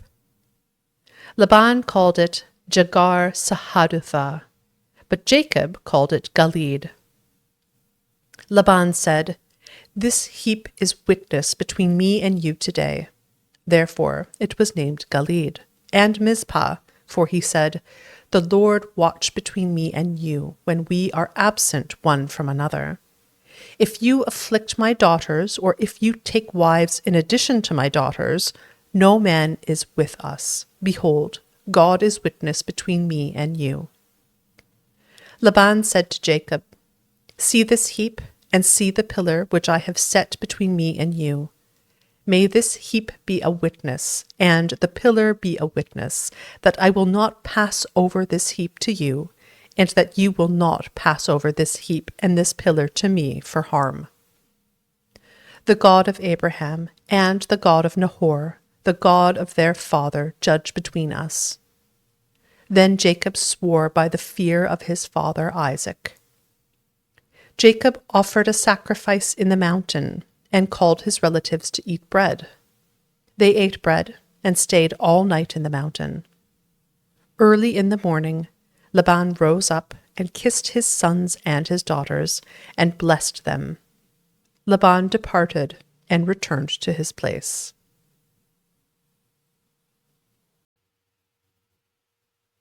Jacob went on his way, and the angels of God met him. When he saw them, Jacob said, "This is God's army." He called the name of that place Mahanaim. Jacob sent messengers in front of him to Esau, his brother, to the land of Seir, the field of Edom. He commanded them, saying, "This is what you shall tell my lord Esau. This is what your servant Jacob says. I have lived as a foreigner with Laban and stayed until now. I have cattle, donkeys, flocks, male servants, and female servants. I have sent to tell my lord that I may find favor in your sight." The messengers returned to Jacob, saying, "We came to your brother Esau. He is coming to meet you, and 400 men are with him."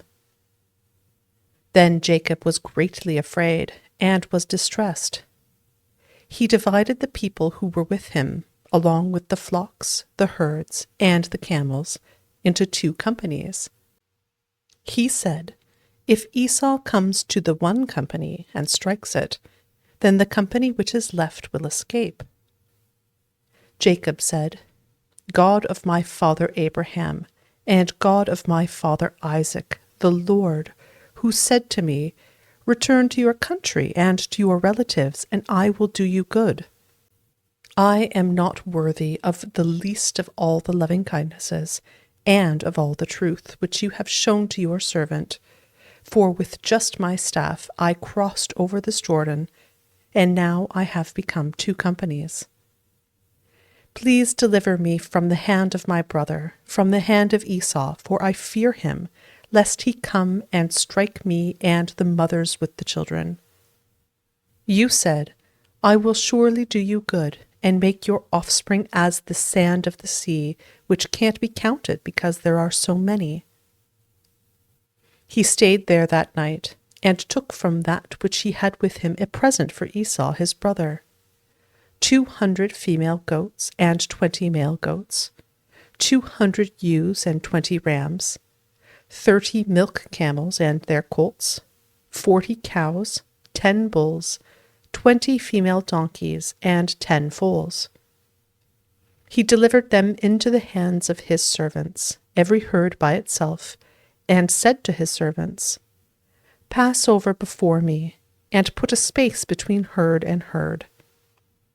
He commanded the foremost, saying, "When Esau my brother meets you, and asks you, saying, 'Whose are you? Where are you going? Whose are these before you?' Then you shall say, 'They are your servant Jacob's. It is a present sent to my lord Esau. Behold, he also is behind us.'" He commanded also the second and the third, and all that followed the herds, saying, "This is how you shall speak to Esau when you find him.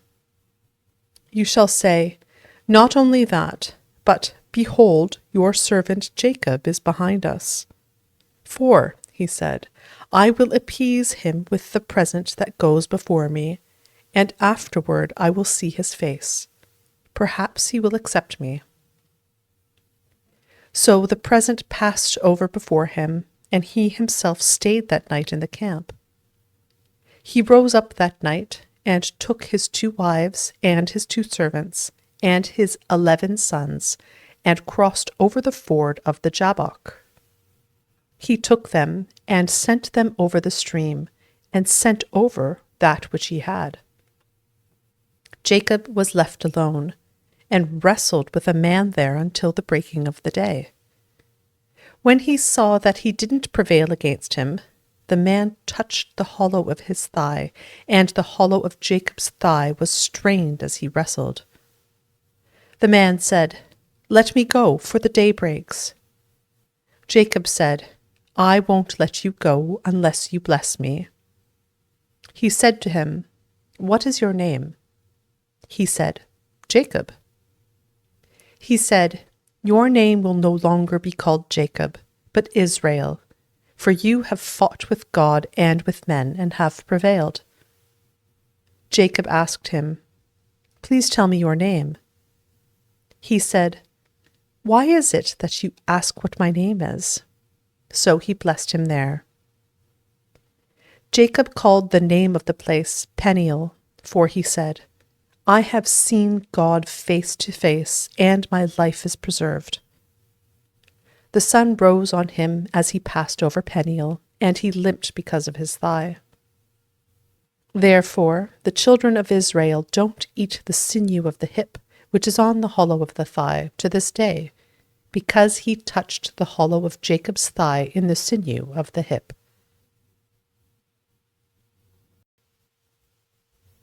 Jacob lifted up his eyes and looked, and, behold, Esau was coming, and with him 400 men. He divided the children between Leah, Rachel, and the 2 servants. He put the servants and their children in front, Leah and her children after, and Rachel and Joseph at the rear. He himself passed over in front of them and bowed himself to the ground 7 times, until he came near to his brother. Esau ran to meet him, embraced him, fell on his neck, kissed him, and they wept. He lifted up his eyes and saw the women and the children, and said, "Who are these with you?" He said, "The children whom God has graciously given your servant." Then the servants came near with their children, and they bowed themselves. Leah also and her children came near, and bowed themselves. After them, Joseph came near with Rachel, and they bowed themselves. Esau said, "What do you mean by all this company which I met?" Jacob said, "To find favor in the sight of my lord." Esau said, "I have enough, my brother. Let that which you have be yours." Jacob said, "Please know, if I have now found favor in your sight, then receive my present at my hand, because I have seen your face as one sees the face of God, and you were pleased with me. Please take the gift that I brought to you, because God has dealt graciously with me, and because I have enough." He urged him, and he took it. Esau said, "Let's take our journey, and let's go, and I will go before you." Jacob said to him, "My Lord knows that the children are tender, and that the flocks and herds with me have their young, and if they overdrive them one day, all the flocks will die. Please let my Lord pass over before his servant, and I will lead on gently, according to the pace of the livestock that are before me, and according to the pace of the children, until I come to my Lord to Seir." Esau said, "Let me now leave with you some of the people who are with me." He said, "Why? Let me find favor in the sight of my Lord." So Esau returned that day on his way to Seir. Jacob traveled to Succoth, built himself a house, and made shelters for his livestock. Therefore the name of the place is called Succoth. Jacob came in peace to the city of Shechem, which is in the land of Canaan, when he came from Paddan Aram and encamped before the city. He bought the parcel of ground where he had spread his tent at the hand of the children of Hamor, Shechem's father, for 100 pieces of money. He erected an altar there and called it El Elohe Israel. Dinah, the daughter of Leah, whom she bore to Jacob, went out to see the daughters of the land. Shechem, the son of Hamor the Hivite, the prince of the land, saw her.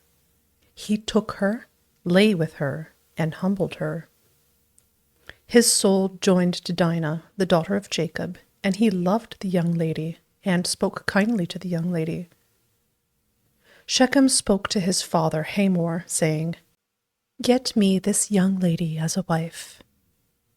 Now Jacob heard that he had defiled Dinah, his daughter, and his sons were with his livestock in the field. Jacob held his peace until they came. Hamor, the father of Shechem, went out to Jacob to talk with him. The sons of Jacob came in from the field when they heard it. The men were grieved, and they were very angry, because he had done folly in Israel in lying with Jacob's daughter, a thing that ought not to be done. Hamor talked with them, saying, "The soul of my son Shechem longs for your daughter. Please give her to him as a wife. Make marriages with us. Give your daughters to us, and take our daughters for yourselves. You shall dwell with us, and the land will be before you. Live and trade in it, and get possessions in it." Shechem said to her father and to her brothers, "Let me find favor in your eyes, and whatever you will tell me I will give.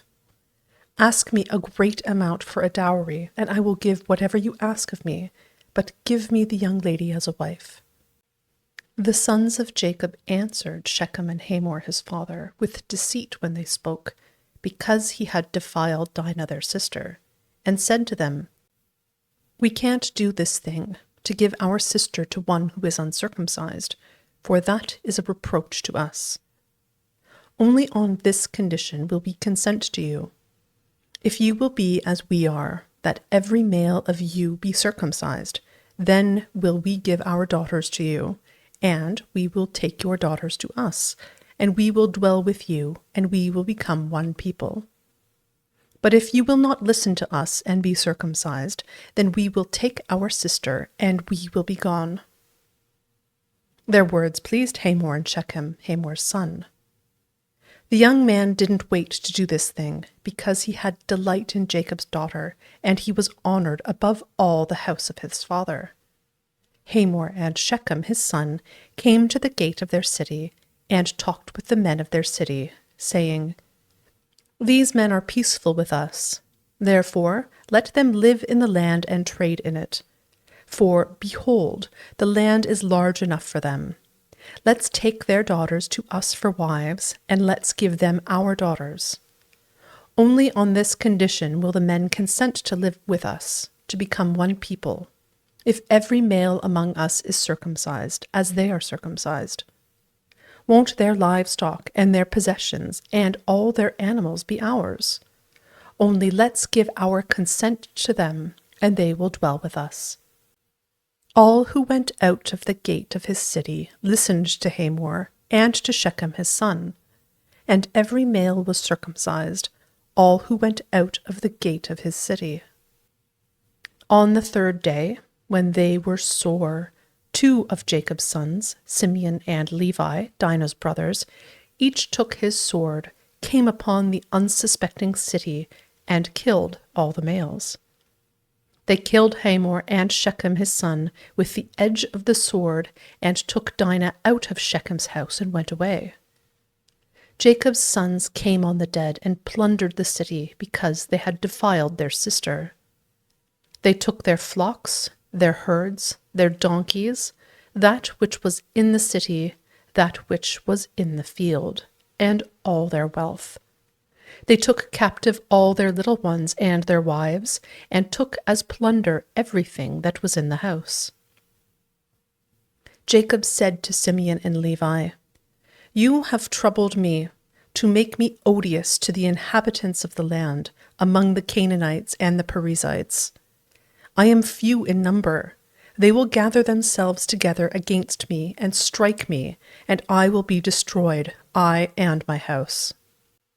They said, "Should he deal with our sister as with a prostitute?"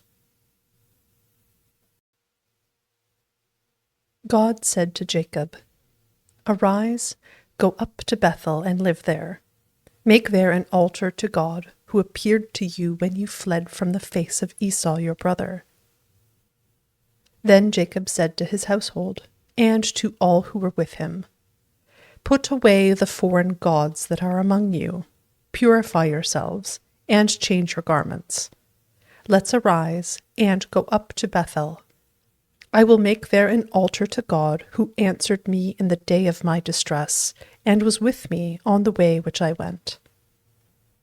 They gave to Jacob all the foreign gods which were in their hands, and the rings which were in their ears, and Jacob hid them under the oak which was by Shechem.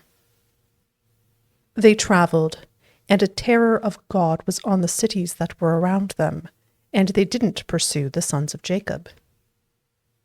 So Jacob came to Luz, that is Bethel, which is in the land of Canaan, he and all the people who were with him. He built an altar there, and called the place El Bethel, because there God was revealed to him when he fled from the face of his brother. Deborah, Rebekah's nurse, died, and she was buried below Bethel under the oak, and its name was called Allon-Bacuth. God appeared to Jacob again when he came from Paddan Aram and blessed him. God said to him, "Your name is Jacob. Your name shall not be Jacob any more, but your name will be Israel." He named him Israel. God said to him, "I am God Almighty. Be fruitful and multiply. A nation and a company of nations will be from you, and kings will come out of your body. The land which I gave to Abraham and Isaac, I will give it to you, and to your offspring after you I will give the land." God went up from him in the place where he spoke with him. Jacob set up a pillar in the place where he spoke with him, a pillar of stone. He poured out a drink offering on it, and poured oil on it.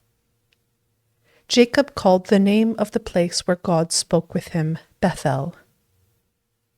They traveled from Bethel. There was still some distance to come to Ephrath, and Rachel travailed. She had hard labor. When she was in hard labor, the midwife said to her, "Don't be afraid, for now you will have another son." As her soul was departing, for she died, she named him Benoni, but his father named him Benjamin. Rachel died and was buried on the way to Ephrath, also called Bethlehem. Jacob set up a pillar on her grave. The same is the pillar of Rachel's grave to this day. Israel traveled and spread his tent beyond the Tower of Eder. While Israel lived in that land, Reuben went and lay with Bilhah, his father's concubine, and Israel heard of it. Now the sons of Jacob were 12. The sons of Leah: Reuben, Jacob's firstborn; Simeon, Levi, Judah, Issachar, and Zebulun. The sons of Rachel: Joseph and Benjamin. The sons of Bilhah, Rachel's servant: Dan and Naphtali. The sons of Zilpah, Leah's servant: Gad and Asher. These are the sons of Jacob who were born to him in Paddan Aram. Jacob came to Isaac his father, to Mamre, to Kiriath Arba, which is Hebron, where Abraham and Isaac lived as foreigners. The days of Isaac were 180 years. Isaac gave up the spirit and died, and was gathered to his people, old and full of days. Esau and Jacob, his sons, buried him. Now this is the history of the generations of Esau, that is, Edom. Esau took his wives from the daughters of Canaan: Adah, the daughter of Elon the Hittite, and Oholibamah, the daughter of Anah, the daughter of Zibeon the Hivite, and Basemath, Ishmael's daughter, sister of Nebaioth. Adah bore to Esau Eliphaz. Basemath bore Royal. Oholibamah bore Jush, Jalam, and Korah. These are the sons of Esau, who were born to him in the land of Canaan. Esau took his wives, his sons, his daughters, and all the members of his household, with his livestock, all his animals, and all his possessions, which he had gathered in the land of Canaan, and went into a land away from his brother Jacob. For their substance was too great for them to dwell together, and the land of their travels couldn't bear them because of their livestock. Esau lived in the hill country of Seir.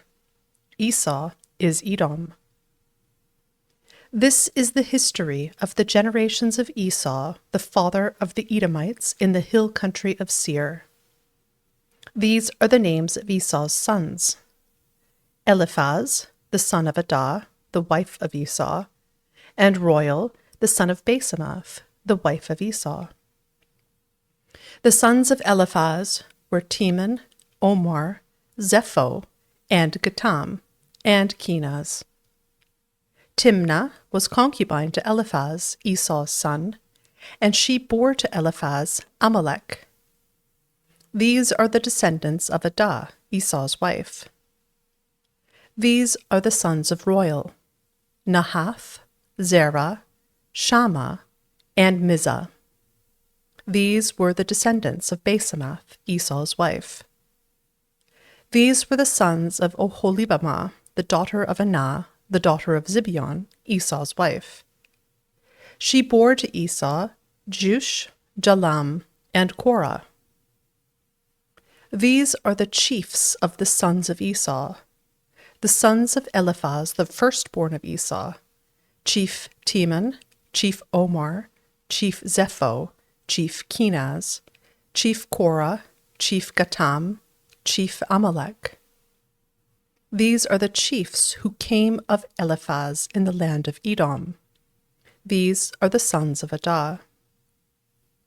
These are the sons of Royal, Esau's son: Chief Nahath, Chief Zerah, Chief Shammah, Chief Mizah. These are the chiefs who came of Royal in the land of Edom.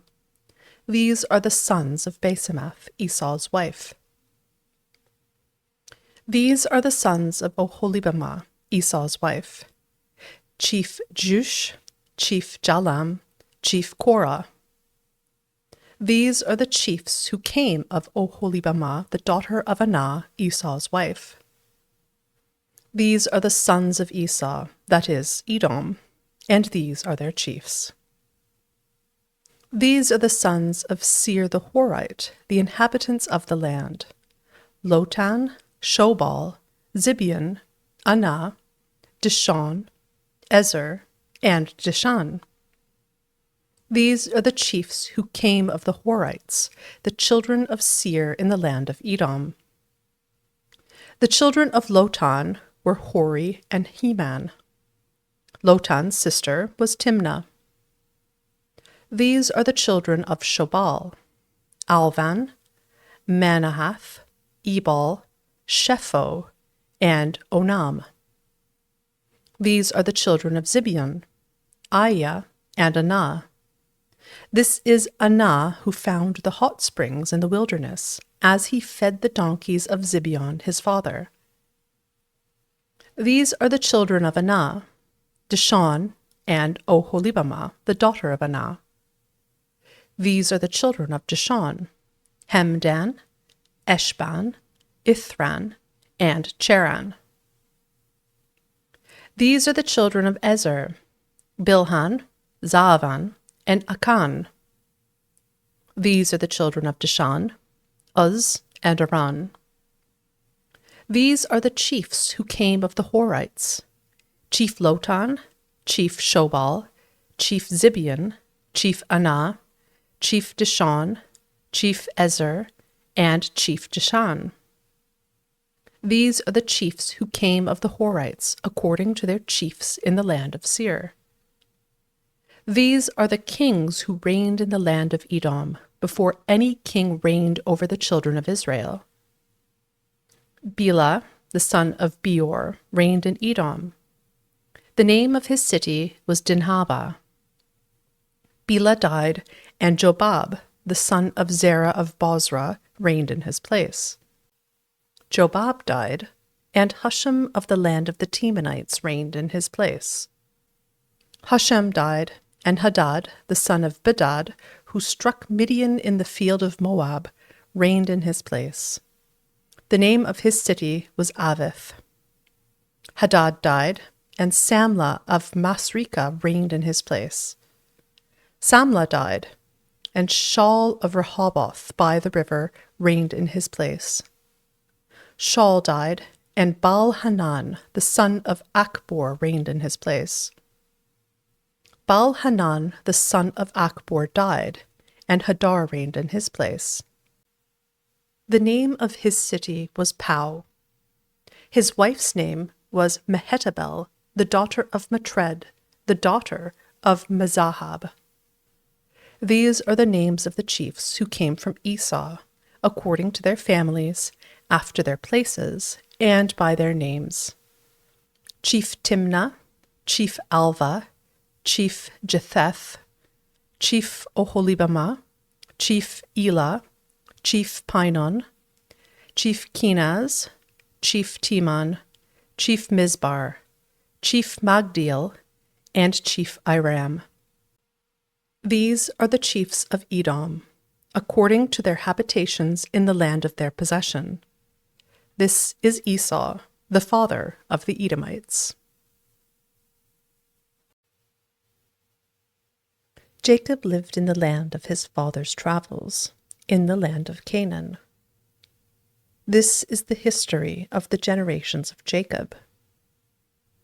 Joseph, being 17 years old, was feeding the flock with his brothers. He was a boy with the sons of Bilhah and Zilpah, his father's wives. Joseph brought an evil report of them to their father. Now Israel loved Joseph more than all his children, because he was the son of his old age, and he made him a tunic of many colors. His brothers saw that their father loved him more than all his brothers, and they hated him and couldn't speak peaceably to him. Joseph dreamed a dream, and he told it to his brothers, and they hated him all the more. He said to them, "Please hear this dream which I have dreamed. For, behold, we were binding sheaves in the field, and behold, my sheaf arose, and also stood upright. And behold, your sheaves came around and bowed down to my sheaf." His brothers asked him, "Will you indeed reign over us? Will you indeed have dominion over us?" They hated him all the more for his dreams and for his words. He dreamed yet another dream, and told it to his brothers, and said, Behold, I have dreamed yet another dream. And behold, the sun and the moon and 11 stars bowed down to me. He told it to his father and to his brothers. His father rebuked him, and said to him, What is this dream that you have dreamed? Will I and your mother and your brothers indeed come to bow ourselves down to the earth before you? His brothers envied him, but his father kept this saying in mind. His brothers went to feed their father's flock in Shechem. Israel said to Joseph, Aren't your brothers feeding the flock in Shechem? Come, and I will send you to them. He said to him, Here I am. He said to him, Go now, see whether it is well with your brothers, and well with the flock, and bring me word again. So he sent him out of the valley of Hebron, and he came to Shechem. A certain man found him, and behold, he was wandering in the field. The man asked him, What are you looking for? He said, I am looking for my brothers. Tell me, please, where are they feeding the flock? The man said, They have left here, for I heard them say, Let's go to Dothan. Joseph went after his brothers, and found them in Dothan.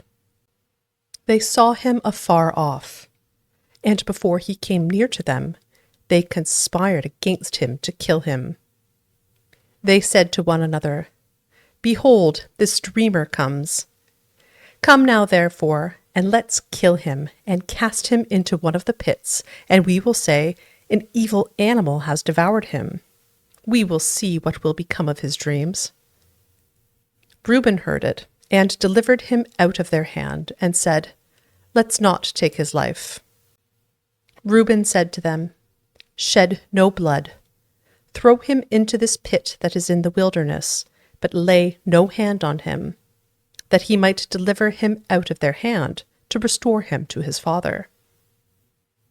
When Joseph came to his brothers, they stripped Joseph of his tunic, the tunic of many colors that was on him, and they took him and threw him into the pit. The pit was empty, there was no water in it.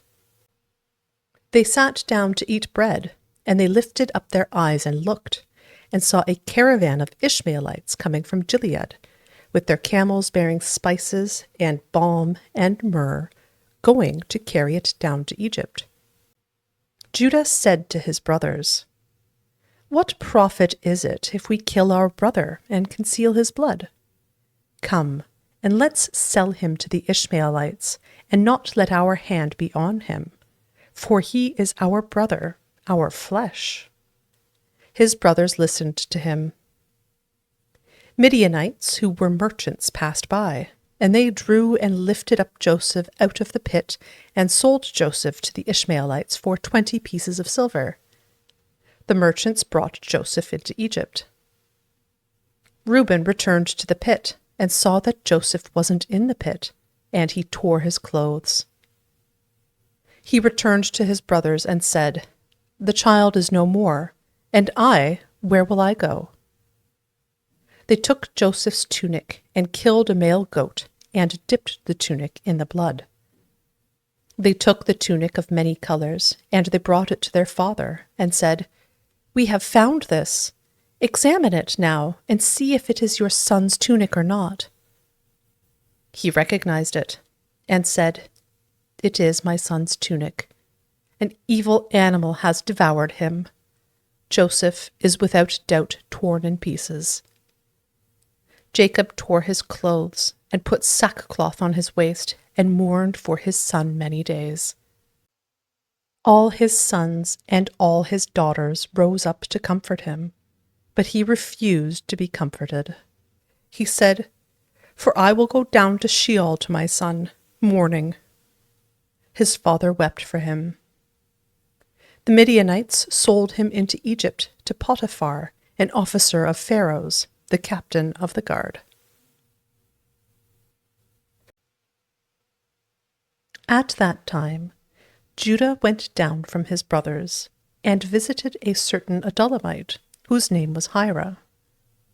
There, Judah saw the daughter of a certain Canaanite man named Shua. He took her and went into her. She conceived and bore a son, and he named him Er. She conceived again and bore a son, and she named him Onan. She yet again bore a son, and named him Shelah. He was at Chezib when she bore him. Judah took a wife for Er, his firstborn, and her name was Tamar. Er, Judah's firstborn, was wicked in the Lord's sight, so the Lord killed him. Judah said to Onan, "Go in to your brother's wife, and perform the duty of a husband's brother to her, and raise up offspring for your brother." Onan knew that the offspring wouldn't be his, and when he went in to his brother's wife, he spilled his semen on the ground, lest he should give offspring to his brother. The thing which he did was evil in the Lord's sight, and he killed him also. Then Judah said to Tamar, his daughter-in-law, "Remain a widow in your father's house until Shelah my son is grown up." For he said, lest he also die like his brothers. Tamar went and lived in her father's house. After many days, Shua's daughter, the wife of Judah, died. Judah was comforted and went up to his sheep shearers to Timnah, he and his friend Hira the Adulamite. Tamar was told, "Behold, your father-in-law is going up to Timnah to shear his sheep." She took off the garments of her widowhood and covered herself with her veil, and wrapped herself, and sat in the gate of Enaim, which is on the way to Timnah, for she saw that Shelah was grown up, and she wasn't given to him as a wife. When Judah saw her, he thought that she was a prostitute, for she had covered her face. He turned to her by the way and said, "Please come, let me come in to you," for he didn't know that she was his daughter-in-law. She said, "What will you give me, that you may come in to me?" He said, "I will send you a young goat from the flock." She said, "Will you give me a pledge until you send it?" He said, "What pledge will I give you?" She said, "Your signet and your cord, and your staff that is in your hand."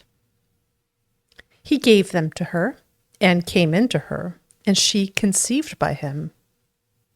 She arose and went away, and put off her veil from her, and put on the garments of her widowhood. Judah sent the young goat by the hand of his friend, the Adulamite, to receive the pledge from the woman's hand, but he didn't find her. Then he asked the men of her place, saying, "Where is the prostitute that was at Enaim by the road?" They said, "There has been no prostitute here." He returned to Judah and said, "I haven't found her, and also the men of the place said, 'There has been no prostitute here.'" Judah said, "Let her keep it, lest we be shamed. Behold, I sent this young goat, and you haven't found her." About 3 months later, Judah was told, "Tamar, your daughter-in-law, has played the prostitute. Moreover, behold, she is with child by prostitution." Judah said, "Bring her out, and let her be burned." When she was brought out, she sent to her father-in-law, saying, "I am with child by the man who owns these." She also said, "Please discern whose these are, the signet, and the cords, and the staff." Judah acknowledged them, and said, "She is more righteous than I, because I didn't give her to Shelah my son." He knew her again no more. In the time of her travail, behold, twins were in her womb. When she travailed, one put out a hand, and the midwife took and tied a scarlet thread on his hand, saying, "This came out first." As he drew back his hand, behold, his brother came out, and she said, "Why have you made a breach for yourself?" Therefore his name was called Perez. Afterward his brother came out, who had the scarlet thread on his hand, and his name was called Zerah.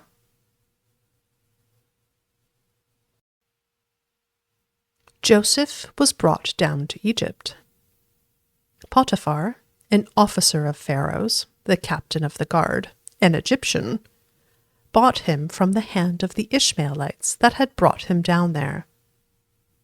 The Lord was with Joseph, and he was a prosperous man. He was in the house of his master, the Egyptian. His master saw that the Lord was with him, and that the Lord made all that he did prosper in his hand.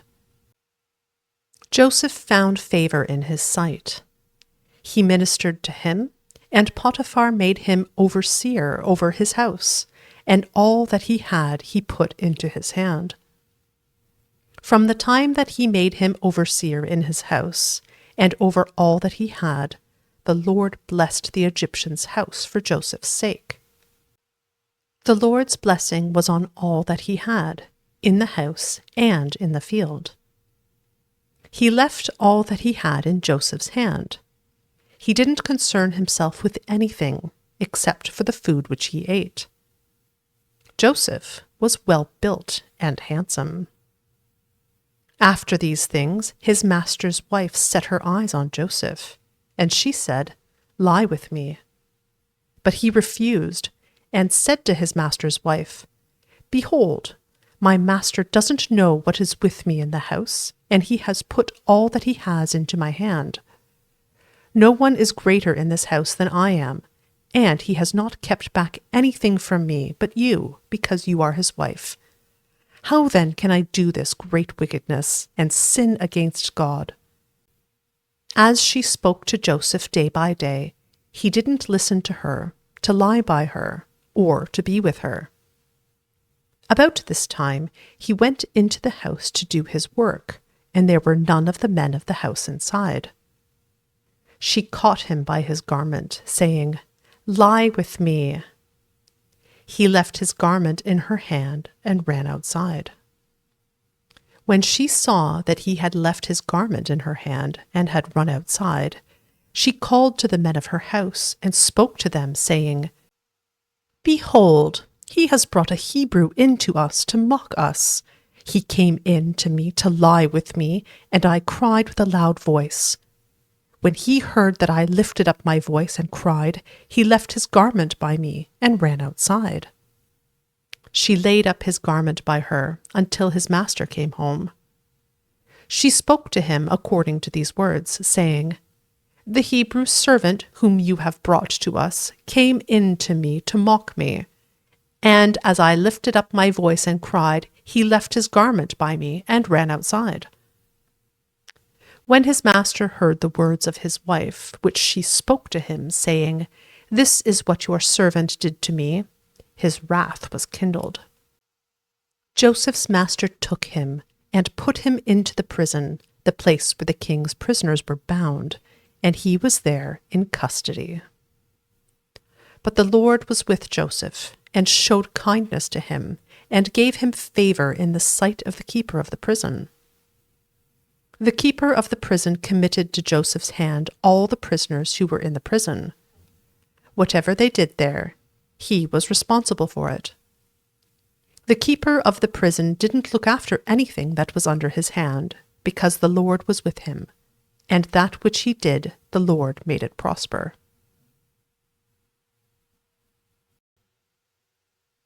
After these things, the butler of the king of Egypt and his baker offended their lord, the king of Egypt. Pharaoh was angry with his 2 officers, the chief cupbearer and the chief baker. He put them in custody in the house of the captain of the guard, into the prison, the place where Joseph was bound. The captain of the guard assigned them to Joseph, and he took care of them. They stayed in prison many days. They both dreamed a dream, each man his dream, in one night, each man according to the interpretation of his dream, the cupbearer and the baker of the king of Egypt, who were bound in the prison. Joseph came in to them in the morning and saw them, and saw that they were sad. He asked Pharaoh's officers who were with him in custody in his master's house, saying, "Why do you look so sad today?" They said to him, "We have dreamed a dream, and there is no one who can interpret it." Joseph said to them, "Don't interpretations belong to God? Please tell it to me."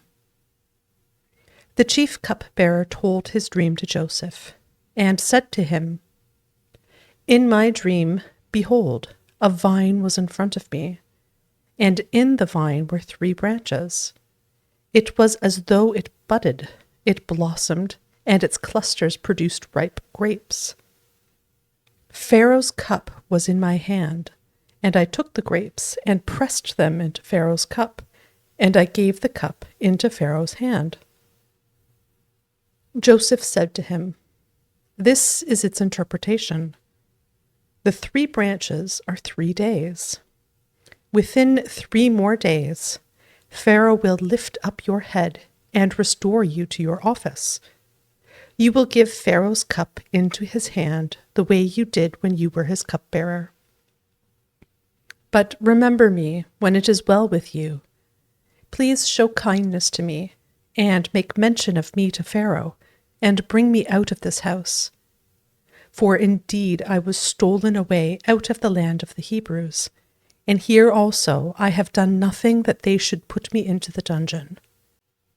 When the chief baker saw that the interpretation was good, he said to Joseph, "I also was in my dream, and behold, 3 baskets of white bread were on my head. In the uppermost basket there were all kinds of baked food for Pharaoh, and the birds ate them out of the basket on my head." Joseph answered, "This is its interpretation. The 3 baskets are 3 days. Within 3 more days, Pharaoh will lift up your head from off you, and will hang you on a tree, and the birds will eat your flesh from off you." On the 3rd day, which was Pharaoh's birthday, he made a feast for all his servants, and he lifted up the head of the chief cupbearer and the head of the chief baker among his servants. He restored the chief cupbearer to his position again, and he gave the cup into Pharaoh's hand. But he hanged the chief baker, as Joseph had interpreted to them. Yet the chief cupbearer didn't remember Joseph, but forgot him. At the end of 2 full years, Pharaoh dreamed, and behold, he stood by the river. Behold, 7 cattle came up out of the river. They were sleek and fat, and they fed in the marsh grass. Behold, 7 other cattle came up after them out of the river, ugly and thin, and stood by the other cattle on the brink of the river. The ugly and thin cattle ate up the 7 sleek and fat cattle. So Pharaoh awoke.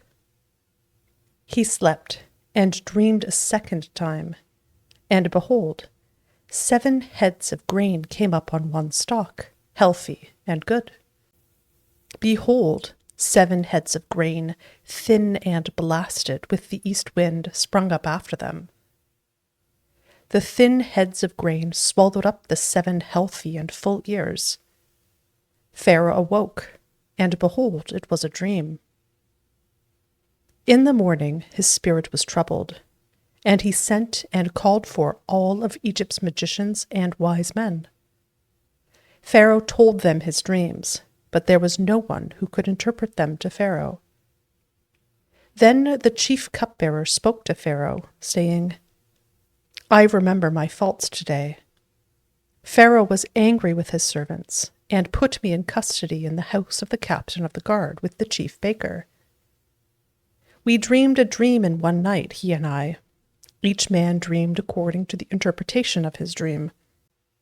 There was with us there a young man, a Hebrew, servant to the captain of the guard, and we told him, and he interpreted to us our dreams. He interpreted to each man according to his dream. As he interpreted to us, so it was. He restored me to my office, and he hanged him. Then Pharaoh sent and called Joseph, and they brought him hastily out of the dungeon. He shaved himself, changed his clothing, and came in to Pharaoh. Pharaoh said to Joseph, I have dreamed a dream, and there is no one who can interpret it. I have heard it said of you that when you hear a dream, you can interpret it. Joseph answered Pharaoh, saying, It isn't in me. God will give Pharaoh an answer of peace. Pharaoh spoke to Joseph. In my dream, behold, I stood on the brink of the river, and behold, 7 fat and sleek cattle came up out of the river. They fed in the marsh grass, and behold, 7 other cattle came up after them, poor and very ugly and thin, such as I never saw in all the land of Egypt for ugliness. The thin and ugly cattle ate up the first 7 fat cattle, and when they had eaten them up, it couldn't be known that they had eaten them, but they were still ugly as at the beginning. So I awoke. I saw in my dream, and behold, 7 heads of grain came up on one stalk, full and good. And behold, 7 heads of grain, withered, thin, and blasted with the east wind, sprung up after them. The thin heads of grain swallowed up the 7 good heads of grain. I told it to the magicians, but there was no one who could explain it to me. Joseph said to Pharaoh, The dream of Pharaoh is one. What God is about to do, he has declared to Pharaoh. The 7 good cattle are 7 years, and the 7 good heads of grain are 7 years. The dream is one. The 7 thin and ugly cattle that came up after them are 7 years, and also the 7 empty heads of grain blasted with the east wind. They will be 7 years of famine. That is the thing which I have spoken to Pharaoh. God has shown Pharaoh what he is about to do. Behold, 7 years of great plenty throughout all the land of Egypt are coming. 7 years of famine will arise after them, and all the plenty will be forgotten in the land of Egypt. The famine will consume the land, and the plenty will not be known in the land by reason of that famine which follows, for it will be very grievous. The dream was doubled to Pharaoh, because the thing is established by God, and God will shortly bring it to pass. Now, therefore, let Pharaoh look for a discreet and wise man, and set him over the land of Egypt. Let Pharaoh do this, and let him appoint overseers over the land, and take up the 5th part of the land of Egypt's produce in the 7 plenteous years. Let them gather all the food of these good years that come, and store grain under the hand of Pharaoh for food in the cities, and let them keep it. The food will be to supply the land against the 7 years of famine, which will be in the land of Egypt, so that the land will not perish through the famine. The thing was good in the eyes of Pharaoh, and in the eyes of all his servants. Pharaoh said to his servants, Can we find such a one as this, a man in whom is the Spirit of God? Pharaoh said to Joseph, Because God has shown you all of this, there is no one so discreet and wise as you. You shall be over my house.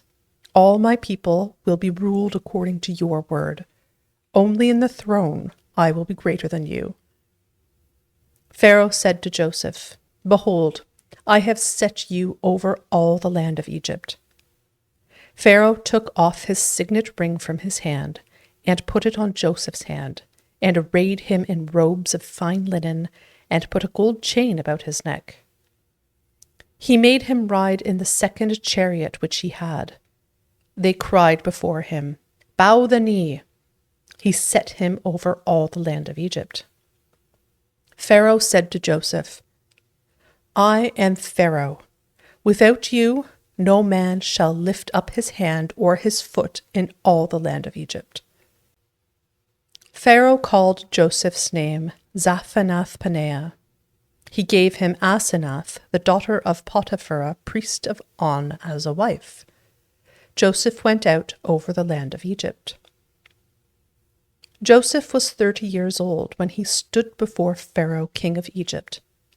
Joseph went out from the presence of Pharaoh and went throughout all the land of Egypt.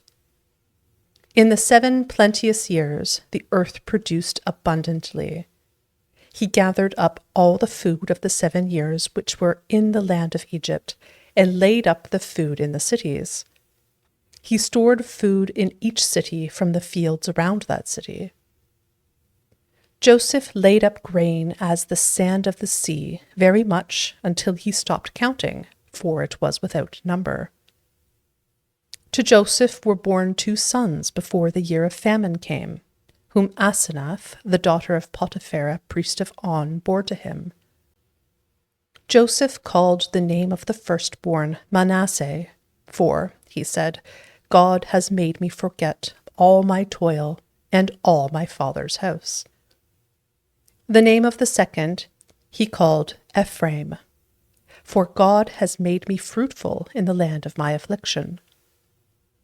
The 7 years of plenty that were in the land of Egypt came to an end. The 7 years of famine began to come, just as Joseph had said. There was famine in all lands, but in all the land of Egypt there was bread. When all the land of Egypt was famished, the people cried to Pharaoh for bread, and Pharaoh said to all the Egyptians, "Go to Joseph. What he says to you, do." The famine was over all the surface of the earth. Joseph opened all the storehouses and sold to the Egyptians. The famine was severe in the land of Egypt. All countries came into Egypt to Joseph to buy grain, because the famine was severe in all the earth. Now Jacob saw that there was grain in Egypt, and Jacob said to his sons, "Why do you look at one another?" He said, "Behold, I have heard that there is grain in Egypt. Go down there and buy for us from there, so that we may live and not die." Joseph's 10 brothers went down to buy grain from Egypt. But Jacob didn't send Benjamin, Joseph's brother, with his brothers, for he said, lest perhaps harm happen to him. The sons of Israel came to buy among those who came, for the famine was in the land of Canaan. Joseph was the governor over the land. It was he who sold to all the people of the land. Joseph's brothers came and bowed themselves down to him with their faces to the earth. Joseph saw his brothers, and he recognized them, but acted like a stranger to them, and spoke roughly with them. He said to them, "Where did you come from?" They said, "From the land of Canaan, to buy food." Joseph recognized his brothers, but they didn't recognize him. Joseph remembered the dreams which he dreamed about them, and said to them, "You are spies. You have come to see the nakedness of the land."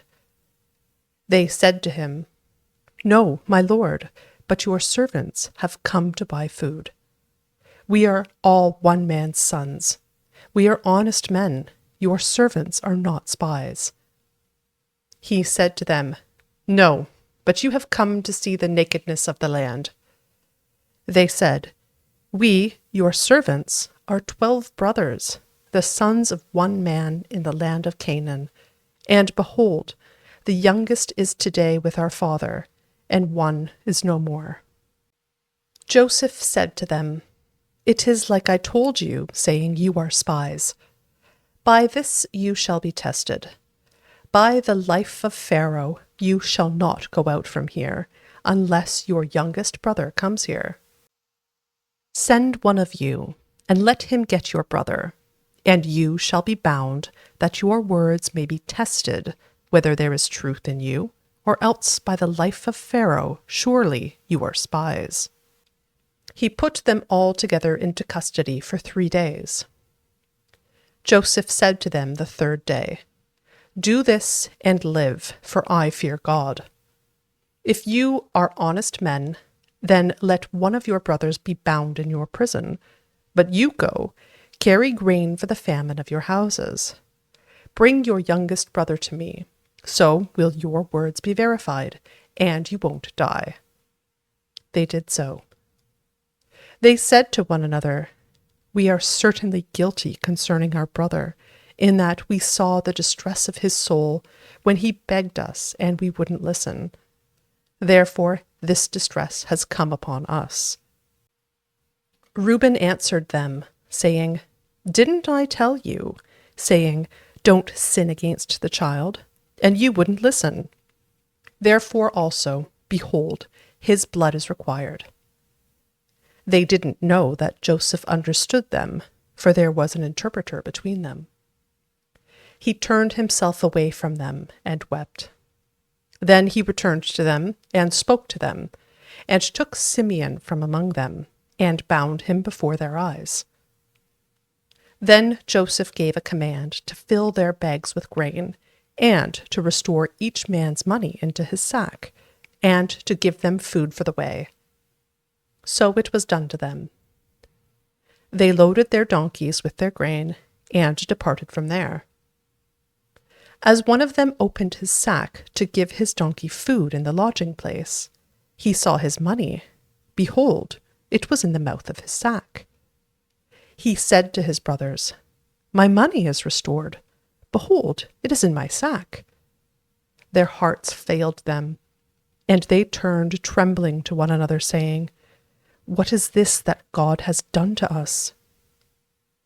They came to Jacob their father, to the land of Canaan, and told him all that had happened to them, saying, The man, the Lord of the land, spoke roughly with us, and took us for spies of the country.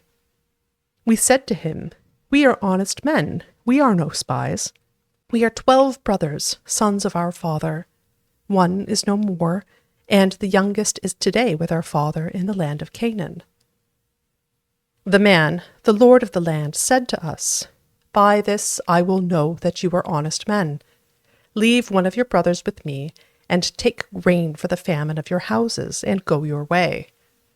Bring your youngest brother to me.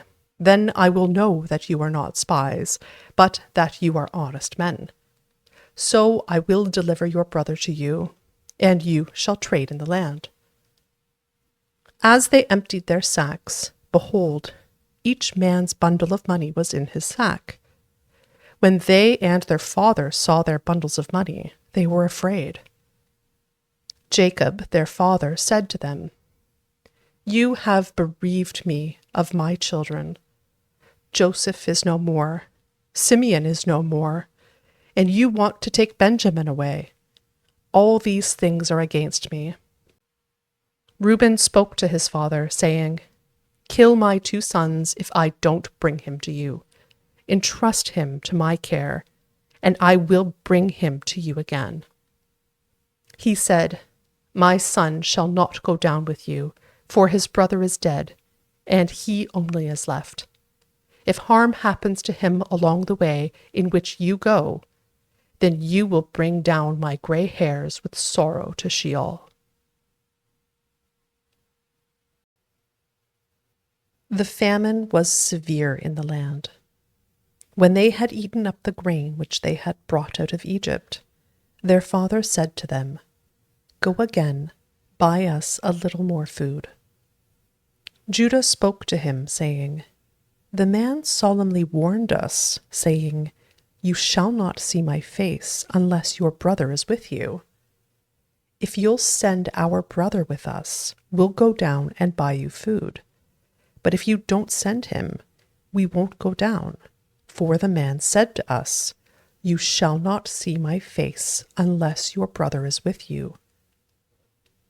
Israel said, "Why did you treat me so badly, telling the man that you had another brother?"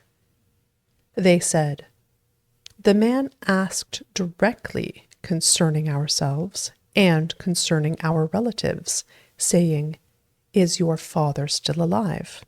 Have you another brother?' We just answered his questions. Is there any way we could know that he would say, 'Bring your brother down'?" Judah said to Israel his father, "Send the boy with me, and we'll get up and go, so that we may live and not die, both we and you, and also our little ones. I'll be collateral for him. From my hand will you require him. If I don't bring him to you and set him before you, then let me bear the blame forever. For if we hadn't delayed, surely we would have returned a second time by now." Their father, Israel, said to them, "If it must be so, then do this. Take from the choice fruits of the land in your bags, and carry down a present for the man, a little balm, a little honey, spices and myrrh, nuts and almonds. And take double money in your hand, and take back the money that was returned in the mouth of your sacks. Perhaps it was an oversight. Take your brother also, get up, and return to the man. May God Almighty give you mercy before the man, that he may release to you your other brother and Benjamin. If I am bereaved of my children, I am bereaved." The men took that present, and they took double money in their hand, and Benjamin, and got up, went down to Egypt, and stood before Joseph. When Joseph saw Benjamin with them, he said to the steward of his house, "Bring the men into the house, and butcher an animal, and prepare, for the men will dine with me at noon." The man did as Joseph commanded, and the man brought the men to Joseph's house. The men were afraid, because they were brought to Joseph's house, and they said, "Because of the money that was returned in our sacks the first time, we're brought in, that he may seek occasion against us, attack us, and seize us as slaves along with our donkeys." They came near to the steward of Joseph's house, and they spoke to him at the door of the house, and said, "Oh, my lord, we indeed came down the first time to buy food. When we came to the lodging place, we opened our sacks, and behold, each man's money was in the mouth of his sack, our money in full weight. We have brought it back in our hand. We have brought down other money in our hand to buy food. We don't know who put our money in our sacks." He said, "Peace be to you. Don't be afraid. Your God, and the God of your father, has given you treasure in your sacks. I received your money." He brought Simeon out to them. The man brought the men into Joseph's house, and gave them water, and they washed their feet. He gave their donkeys fodder. They prepared the present for Joseph's coming at noon, for they heard that they should eat bread there. When Joseph came home, they brought him the present which was in their hand into the house, and bowed themselves down to the earth before him. He asked them of their welfare, and said, "Is your father well, the old man of whom you spoke? Is he yet alive?" They said, "Your servant, our father, is well. He is still alive." They bowed down humbly. He lifted up his eyes and saw Benjamin, his brother, his mother's son, and said, "Is this your youngest brother, of whom you spoke to me?" He said, "God be gracious to you, my son." Joseph hurried, for his heart yearned over his brother, and he sought a place to weep. He entered into his room and wept there. He washed his face and came out. He controlled himself and said, "Serve the meal." They served him by himself, and them by themselves, and the Egyptians who ate with him by themselves, because the Egyptians don't eat with the Hebrews, for that is an abomination to the Egyptians. They sat before him, the firstborn according to his birthright, and the youngest according to his youth, and the men marveled with one another. He sent portions to them from before him, but Benjamin's portion was 5 times as much as any of theirs. They drank and were merry with him. He commanded the steward of his house, saying, "Fill the men's sacks with food, as much as they can carry, and put each man's money in his sack's mouth. Put my cup, the silver cup, in the sack's mouth of the youngest with his grain money." He did according to the word that Joseph had spoken. As soon as the morning was light, the men were sent away, they and their donkeys. When they had gone out of the city and were not yet far off, Joseph said to his steward, "Up, follow after the men. When you overtake them, ask them, 'Why have you rewarded evil for good? Isn't this that from which my Lord drinks, and by which he indeed divines? You have done evil in so doing.'" He overtook them, and he spoke these words to them. They said to him, "Why does my Lord speak such words as these? Far be it from your servants that they should do such a thing. Behold, the money which we found in our sacks' mouths we brought again to you out of the land of Canaan. How then should we steal silver or gold out of your Lord's house? With whomever of your servants it is found, let him die, and we will also be my Lord's slaves." He said, "Now also let it be according to your words. He with whom it is found will be my slave, and you will be blameless." Then they hurried, and each man took his sack down to the ground, and each man opened his sack. He searched, beginning with the oldest and ending at the youngest. The cup was found in Benjamin's sack. Then they tore their clothes, and each man loaded his donkey and returned to the city. Judah and his brothers came to Joseph's house, and he was still there. They fell on the ground before him. Joseph said to them, "What deed is this that you have done? Don't you know that such a man as I can indeed do divination?" Judah said, "What will we tell my lord? What will we speak? How will we clear ourselves? God has found out the iniquity of your servants. Behold, we are my Lord's slaves, both we and he also in whose hand the cup is found." He said, "Far be it from me that I should do so. The man in whose hand the cup is found, he will be my slave. But as for you, go up in peace to your father." Then Judah came near to him and said, "O my lord, please let your servant speak a word in my lord's ears, and don't let your anger burn against your servant, for you are even as Pharaoh. My lord asked his servants, saying, 'Have you a father or a brother?' We said to my lord, 'We have a father, an old man, and a child of his old age, a little one, and his brother is dead, and he alone is left of his mother, and his father loves him. You said to your servants, Bring him down to me, that I may set my eyes on him. We said to my lord, The boy can't leave his father, for if he should leave his father would die. You said to your servants, Unless your youngest brother comes down with you, you will see my face no more.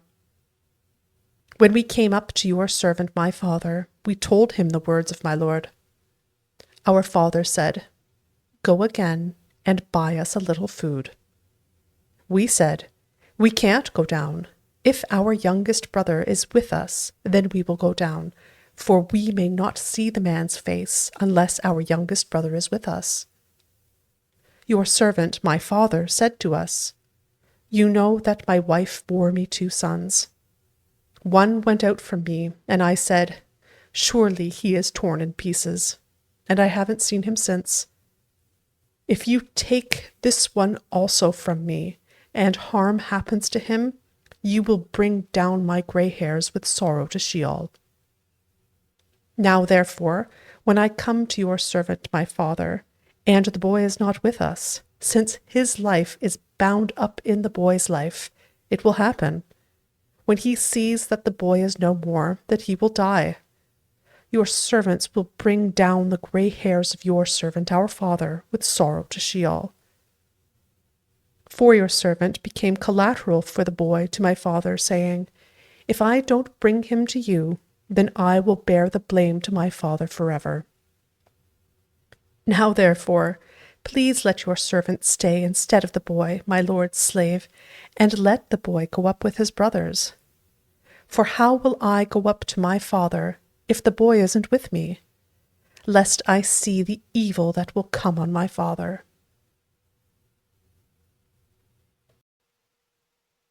Then Joseph couldn't control himself before all those who stood before him, and he called out, "Cause everyone to go out from me." No one else stood with him, while Joseph made himself known to his brothers.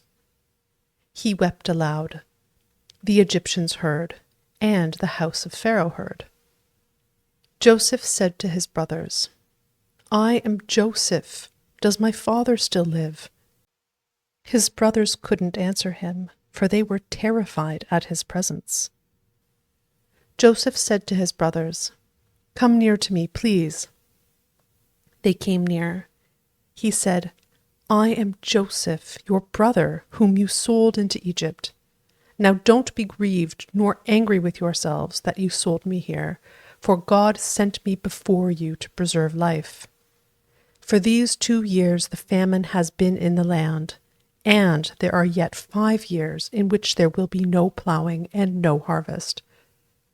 God sent me before you to preserve for you a remnant in the earth, and to save you alive by a great deliverance. So now it wasn't you who sent me here, but God, and he has made me a father to Pharaoh, lord of all his house, and ruler over all the land of Egypt.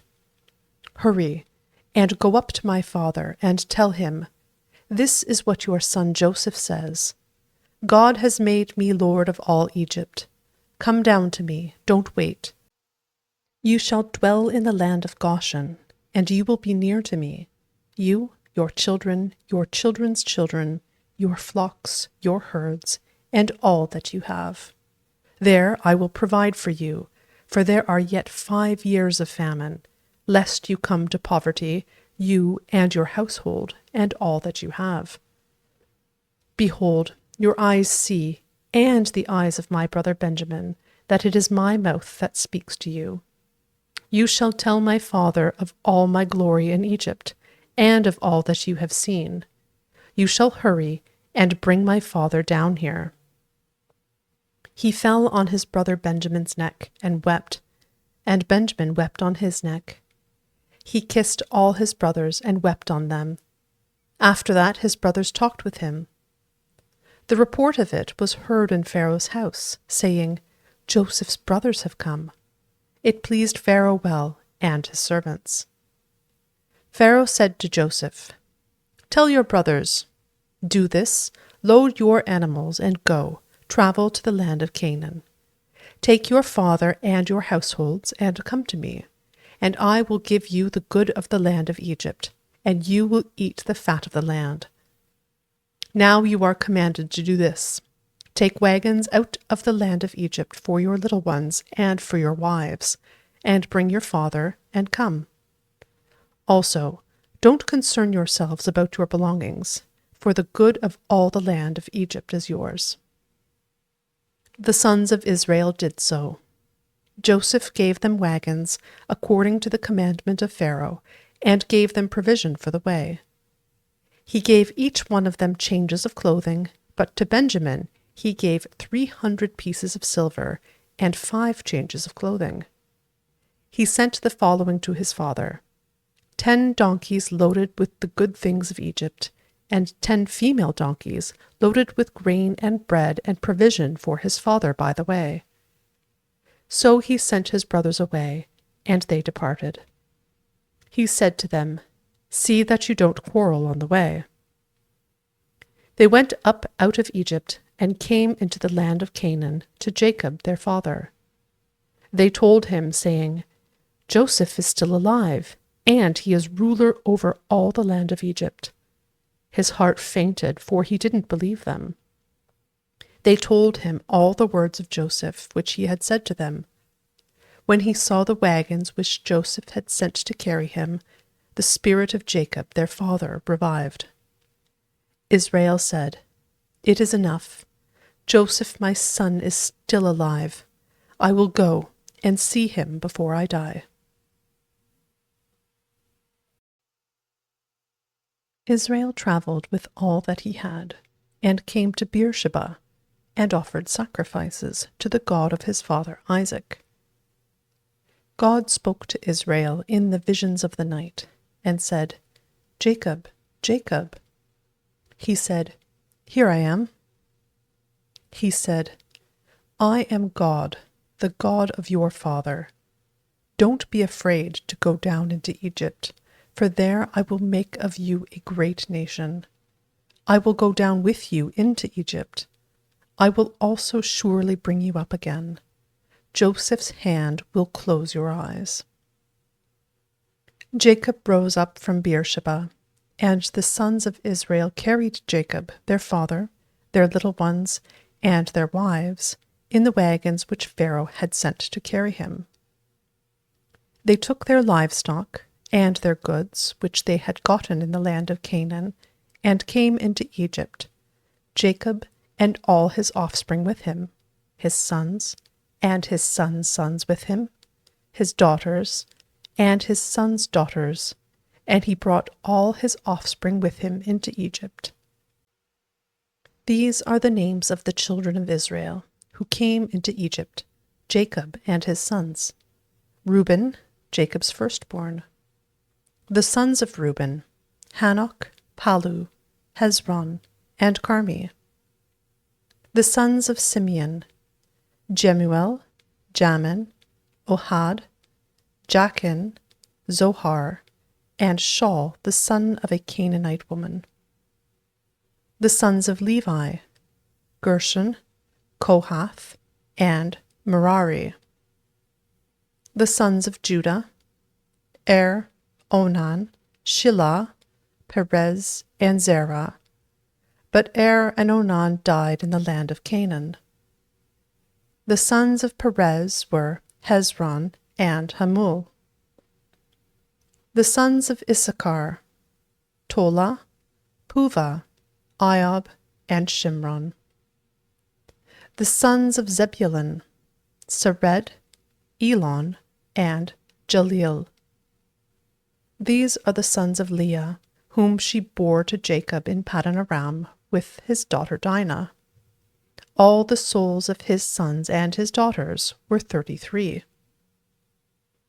The sons of Gad, Ziphion, Hagi, Shuni, Ezbon, Eri, Arodi, and Areli. The sons of Asher, Imnah, Ishva, Ishvi, Beriah, and Sarah their sister. The sons of Beriah, Heber, and Malchiel. These are the sons of Zilpah, whom Laban gave to Leah, his daughter, and these she bore to Jacob, even 16 souls. The sons of Rachel, Jacob's wife, Joseph and Benjamin.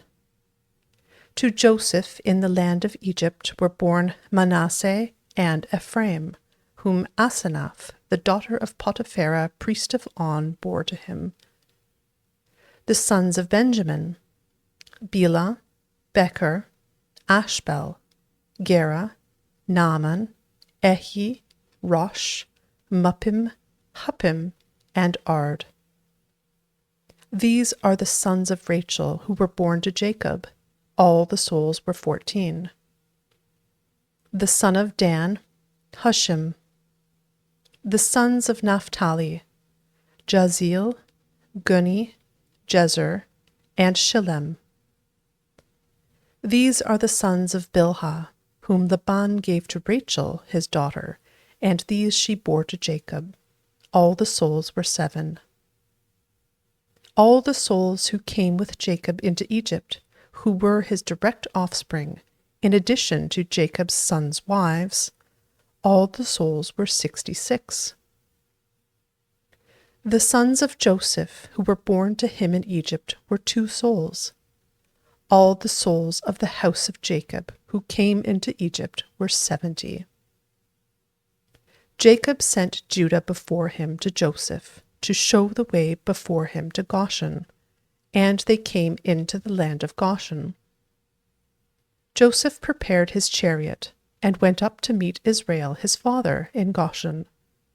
He presented himself to him, and fell on his neck, and wept on his neck a good while. Israel said to Joseph, "Now let me die, since I have seen your face, that you are still alive." Joseph said to his brothers and to his father's house, "I will go up and speak with Pharaoh, and will tell him, 'My brothers and my father's house, who were in the land of Canaan, have come to me. These men are shepherds, for they have been keepers of livestock, and they have brought their flocks and their herds and all that they have. It will happen when Pharaoh summons you, and will say, "What is your occupation?" that you shall say, "Your servants have been keepers of livestock from our youth even until now, both we and our fathers, that you may dwell in the land of Goshen, for every shepherd is an abomination to the Egyptians."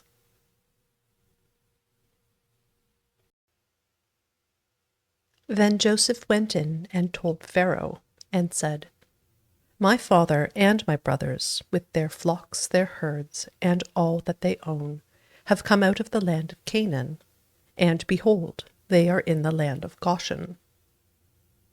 From among his brothers he took 5 men, and presented them to Pharaoh.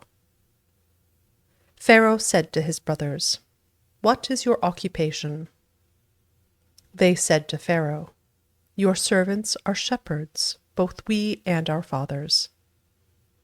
They also said to Pharaoh, "We have come to live as foreigners in the land, for there is no pasture for your servants' flocks, for the famine is severe in the land of Canaan.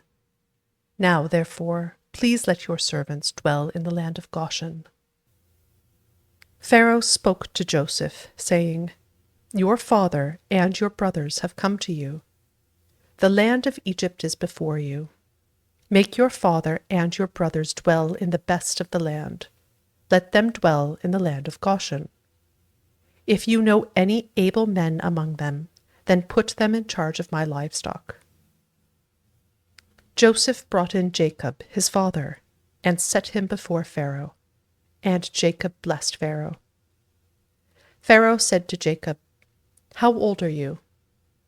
Jacob said to Pharaoh, "The years of my pilgrimage are 130 years. The days of the years of my life have been few and evil. They have not attained to the days of the years of the life of my fathers in the days of their pilgrimage." Jacob blessed Pharaoh, and went out from the presence of Pharaoh. Joseph placed his father and his brothers, and gave them a possession in the land of Egypt, in the best of the land, in the land of Rameses, as Pharaoh had commanded. Joseph provided his father, his brothers, and all of his father's household with bread, according to the sizes of their families. There was no bread in all the land, for the famine was very severe, so that the land of Egypt and the land of Canaan fainted by reason of the famine. Joseph gathered up all the money that was found in the land of Egypt, and in the land of Canaan, for the grain which they bought. And Joseph brought the money into Pharaoh's house. When the money was all spent in the land of Egypt, and in the land of Canaan, all the Egyptians came to Joseph and said, "Give us bread, for why should we die in your presence? For our money fails." Joseph said, "Give me your livestock, and I will give you food for your livestock, if your money is gone." They brought their livestock to Joseph, and Joseph gave them bread in exchange for the horses, and for the flocks, and for the herds, and for the donkeys. And he fed them with bread in exchange for all their livestock for that year. When that year was ended, they came to him the second year, and said to him, "We will not hide from my lord how our money is all spent, and the herds of livestock are my lord's. There is nothing left in the sight of my lord but our bodies and our lands. Why should we die before your eyes, both we and our land? Buy us and our land for bread, and we and our land will be servants to Pharaoh. Give us seed that we may live and not die, and that the land won't be desolate." So Joseph bought all the land of Egypt for Pharaoh, for every man of the Egyptians sold his field, because the famine was severe on them, and the land became Pharaoh's. As for the people, he moved them to the cities from one end of the border of Egypt even to the other end of it. Only he didn't buy the land of the priests, for the priests had a portion from Pharaoh, and ate their portion which Pharaoh gave them. That is why they didn't sell their land. Then Joseph said to the people, "Behold, I have bought you and your land today for Pharaoh. Behold, here is seed for you, and you shall sow the land.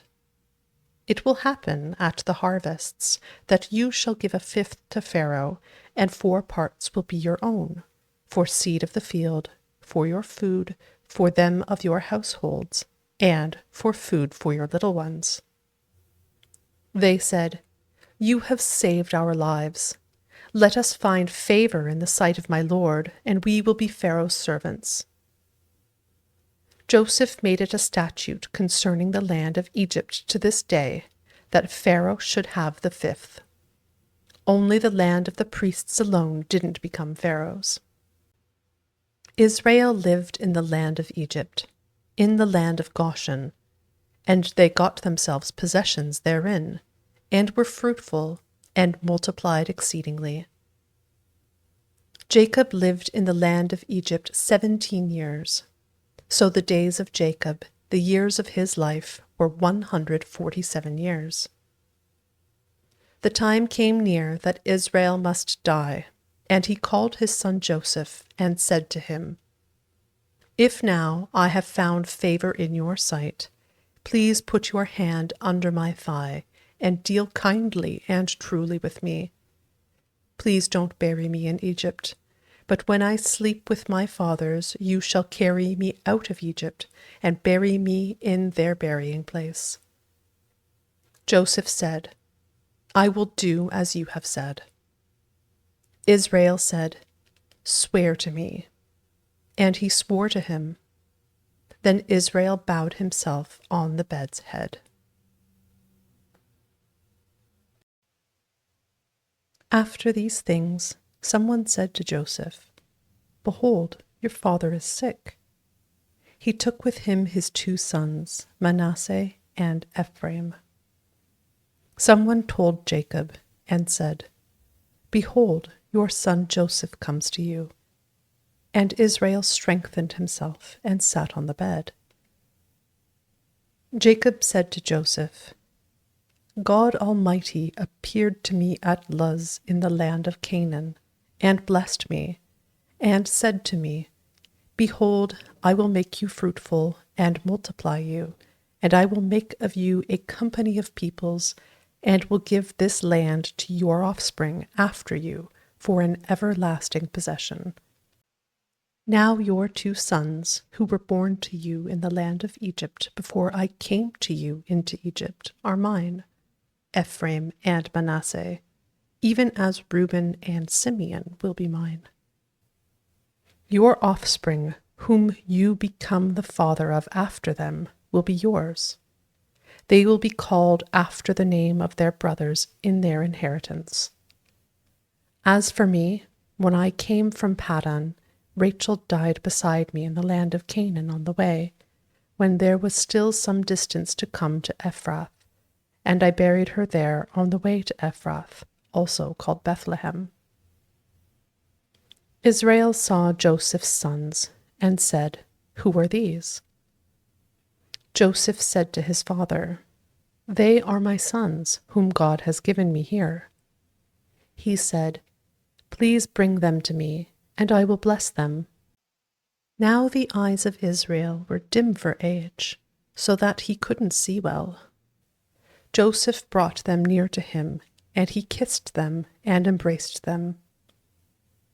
Israel said to Joseph, I didn't think I would see your face, and behold, God has let me see your offspring also. Joseph brought them out from between his knees, and he bowed himself with his face to the earth. Joseph took them both, Ephraim in his right hand toward Israel's left hand, and Manasseh in his left hand toward Israel's right hand, and brought them near to him. Israel stretched out his right hand and laid it on Ephraim's head, who was the younger, and his left hand on Manasseh's head, guiding his hands knowingly, for Manasseh was the firstborn. He blessed Joseph and said, The God before whom my fathers Abraham and Isaac walked, the God who has fed me all my life long to this day, the angel who has redeemed me from all evil, bless the lads, and let my name be named on them, and the name of my fathers Abraham and Isaac. Let them grow into a multitude upon the earth. When Joseph saw that his father laid his right hand on the head of Ephraim, it displeased him. He held up his father's hand to remove it from Ephraim's head to Manasseh's head. Joseph said to his father, Not so, my father, for this is the firstborn. Put your right hand on his head. His father refused and said, I know, my son, I know. He also will become a people, and he also will be great. However, his younger brother will be greater than he, and his offspring will become a multitude of nations. He blessed them that day, saying, Israel will bless in your name, saying, God make you as Ephraim and as Manasseh. He set Ephraim before Manasseh. Israel said to Joseph, Behold, I am dying, but God will be with you, and bring you again to the land of your fathers. Moreover, I have given you one portion above your brothers, which I took out of the hand of the Amorite with my sword and with my bow.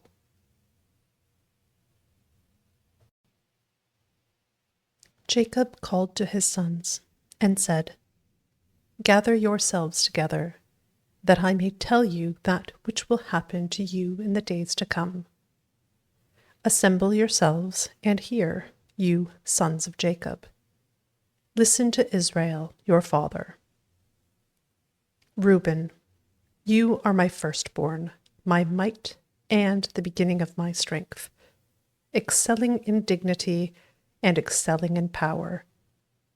Boiling over like water, you shall not excel, because you went up to your father's bed, then defiled it. He went up to my couch. Simeon and Levi are brothers. Their swords are weapons of violence. My soul, don't come into their council. My glory, don't be united to their assembly, for in their anger they killed men. In their self-will they hamstrung cattle. Cursed be their anger, for it was fierce, and their wrath, for it was cruel. I will divide them in Jacob and scatter them in Israel. Judah, your brothers will praise you. Your hand will be on the neck of your enemies. Your father's sons will bow down before you. Judah is a lion's cub. From the prey, my son, you have gone up. He stooped down, he crouched as a lion, as a lioness. Who will rouse him up? The scepter will not depart from Judah, nor the ruler's staff from between his feet, until he comes to whom it belongs. The obedience of the peoples will be to him, binding his foal to the vine, his donkey's colt to the choice vine. He has washed his garments in wine, his robes in the blood of grapes. His eyes will be red with wine, his teeth white with milk. Zebulun will dwell at the haven of the sea. He will be for a haven of ships. His border will be on Sidon. Issachar is a strong donkey, lying down between the saddlebags. He saw a resting place, that it was good, the land, that it was pleasant. He bows his shoulder to the burden, and becomes a servant doing forced labor. Dan will judge his people as one of the tribes of Israel. Dan will be a serpent on the trail, an adder in the path, that bites the horse's heels so that his rider falls backward. I have waited for your salvation, Lord. A troop will press on Gad, but he will press on their heel. Asher's food will be rich. He will produce royal dainties. Naphtali is a doe set free, who bears beautiful fawns. Joseph is a fruitful vine by a spring. His branches run over the wall. The archers have severely grieved him, shot at him, and persecuted him. But his bow remained strong.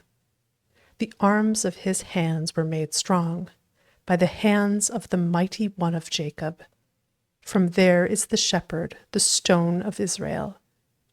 Even by the God of your father, who will help you, by the Almighty, who will bless you, with blessings of heaven above, blessings of the deep that lies below, blessings of the breasts and of the womb.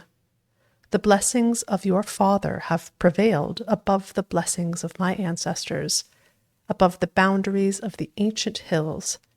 They will be on the head of Joseph, on the crown of the head of him who is separated from his brothers.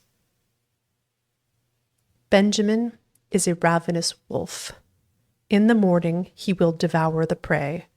At evening he will divide the plunder. All these are the 12 tribes of Israel, and this is what their father spoke to them, and blessed them. He blessed everyone according to his own blessing. He instructed them, and said to them, I am to be gathered to my people. Bury me with my fathers in the cave that is in the field of Ephron the Hittite, in the cave that is in the field of Machpelah, which is before Mamre, in the land of Canaan, which Abraham bought with the field from Ephron the Hittite as a burial place. There they buried Abraham and Sarah, his wife. There they buried Isaac and Rebekah, his wife. And there I buried Leah. The field and the cave that is therein, which was purchased from the children of Heth. When Jacob finished charging his sons, he gathered up his feet into the bed, breathed his last breath, and was gathered to his people.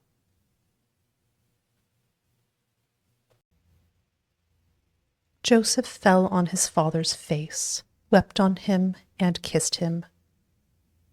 Joseph commanded his servants, the physicians, to embalm his father, and the physicians embalmed Israel. 40 days were used for him, for that is how many days it takes to embalm. The Egyptians wept for Israel for 70 days.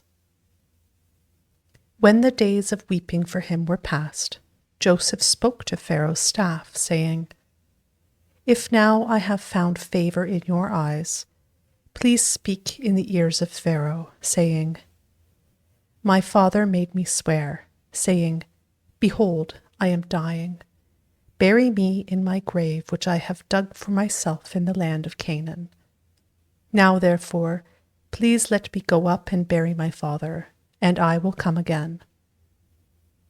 Pharaoh said, "Go up and bury your father, just like he made you swear." Joseph went up to bury his father, and with him went up all the servants of Pharaoh, the elders of his house, all the elders of the land of Egypt, all the house of Joseph, his brothers, and his father's house. Only their little ones, their flocks, and their herds they left in the land of Goshen. Both chariots and horsemen went up with him. It was a very great company. They came to the threshing floor of Atad, which is beyond the Jordan, and there they lamented with a very great and severe lamentation. He mourned for his father 7 days. When the inhabitants of the land, the Canaanites, saw the mourning in the floor of Atad, they said, "This is a grievous mourning by the Egyptians." Therefore its name was called Abel Mizraim, which is beyond the Jordan. His sons did to him just as he commanded them. For his sons carried him into the land of Canaan, and buried him in the cave of the field of Machpelah, which Abraham bought with the field, as a possession for a burial site, from Ephron the Hittite, near Mamre. Joseph returned into Egypt, he and his brothers, and all that went up with him to bury his father, after he had buried his father. When Joseph's brothers saw that their father was dead, they said, "It may be that Joseph will hate us, and will fully pay us back for all the evil which we did to him." They sent a message to Joseph, saying, "Your father commanded before he died, saying, 'You shall tell Joseph, now please forgive the disobedience of your brothers and their sin, because they did evil to you. Now please forgive the disobedience of the servants of the God of your father.'" Joseph wept when they spoke to him. His brothers also went and fell down before his face, and they said, "Behold, we are your servants." Joseph said to them, "Don't be afraid, for am I in the place of God? As for you, you meant evil against me, but God meant it for good, to save many people alive, as is happening today. Now therefore, don't be afraid. I will provide for you and your little ones." He comforted them and spoke kindly to them. Joseph lived in Egypt, he and his father's house. Joseph lived 110 years. Joseph saw Ephraim's children to the 3rd generation. The children also of Machir, the son of Manasseh, were born on Joseph's knees. Joseph said to his brothers, "I am dying, but God will surely visit you, and bring you up out of this land to the land which he swore to Abraham, to Isaac, and to Jacob."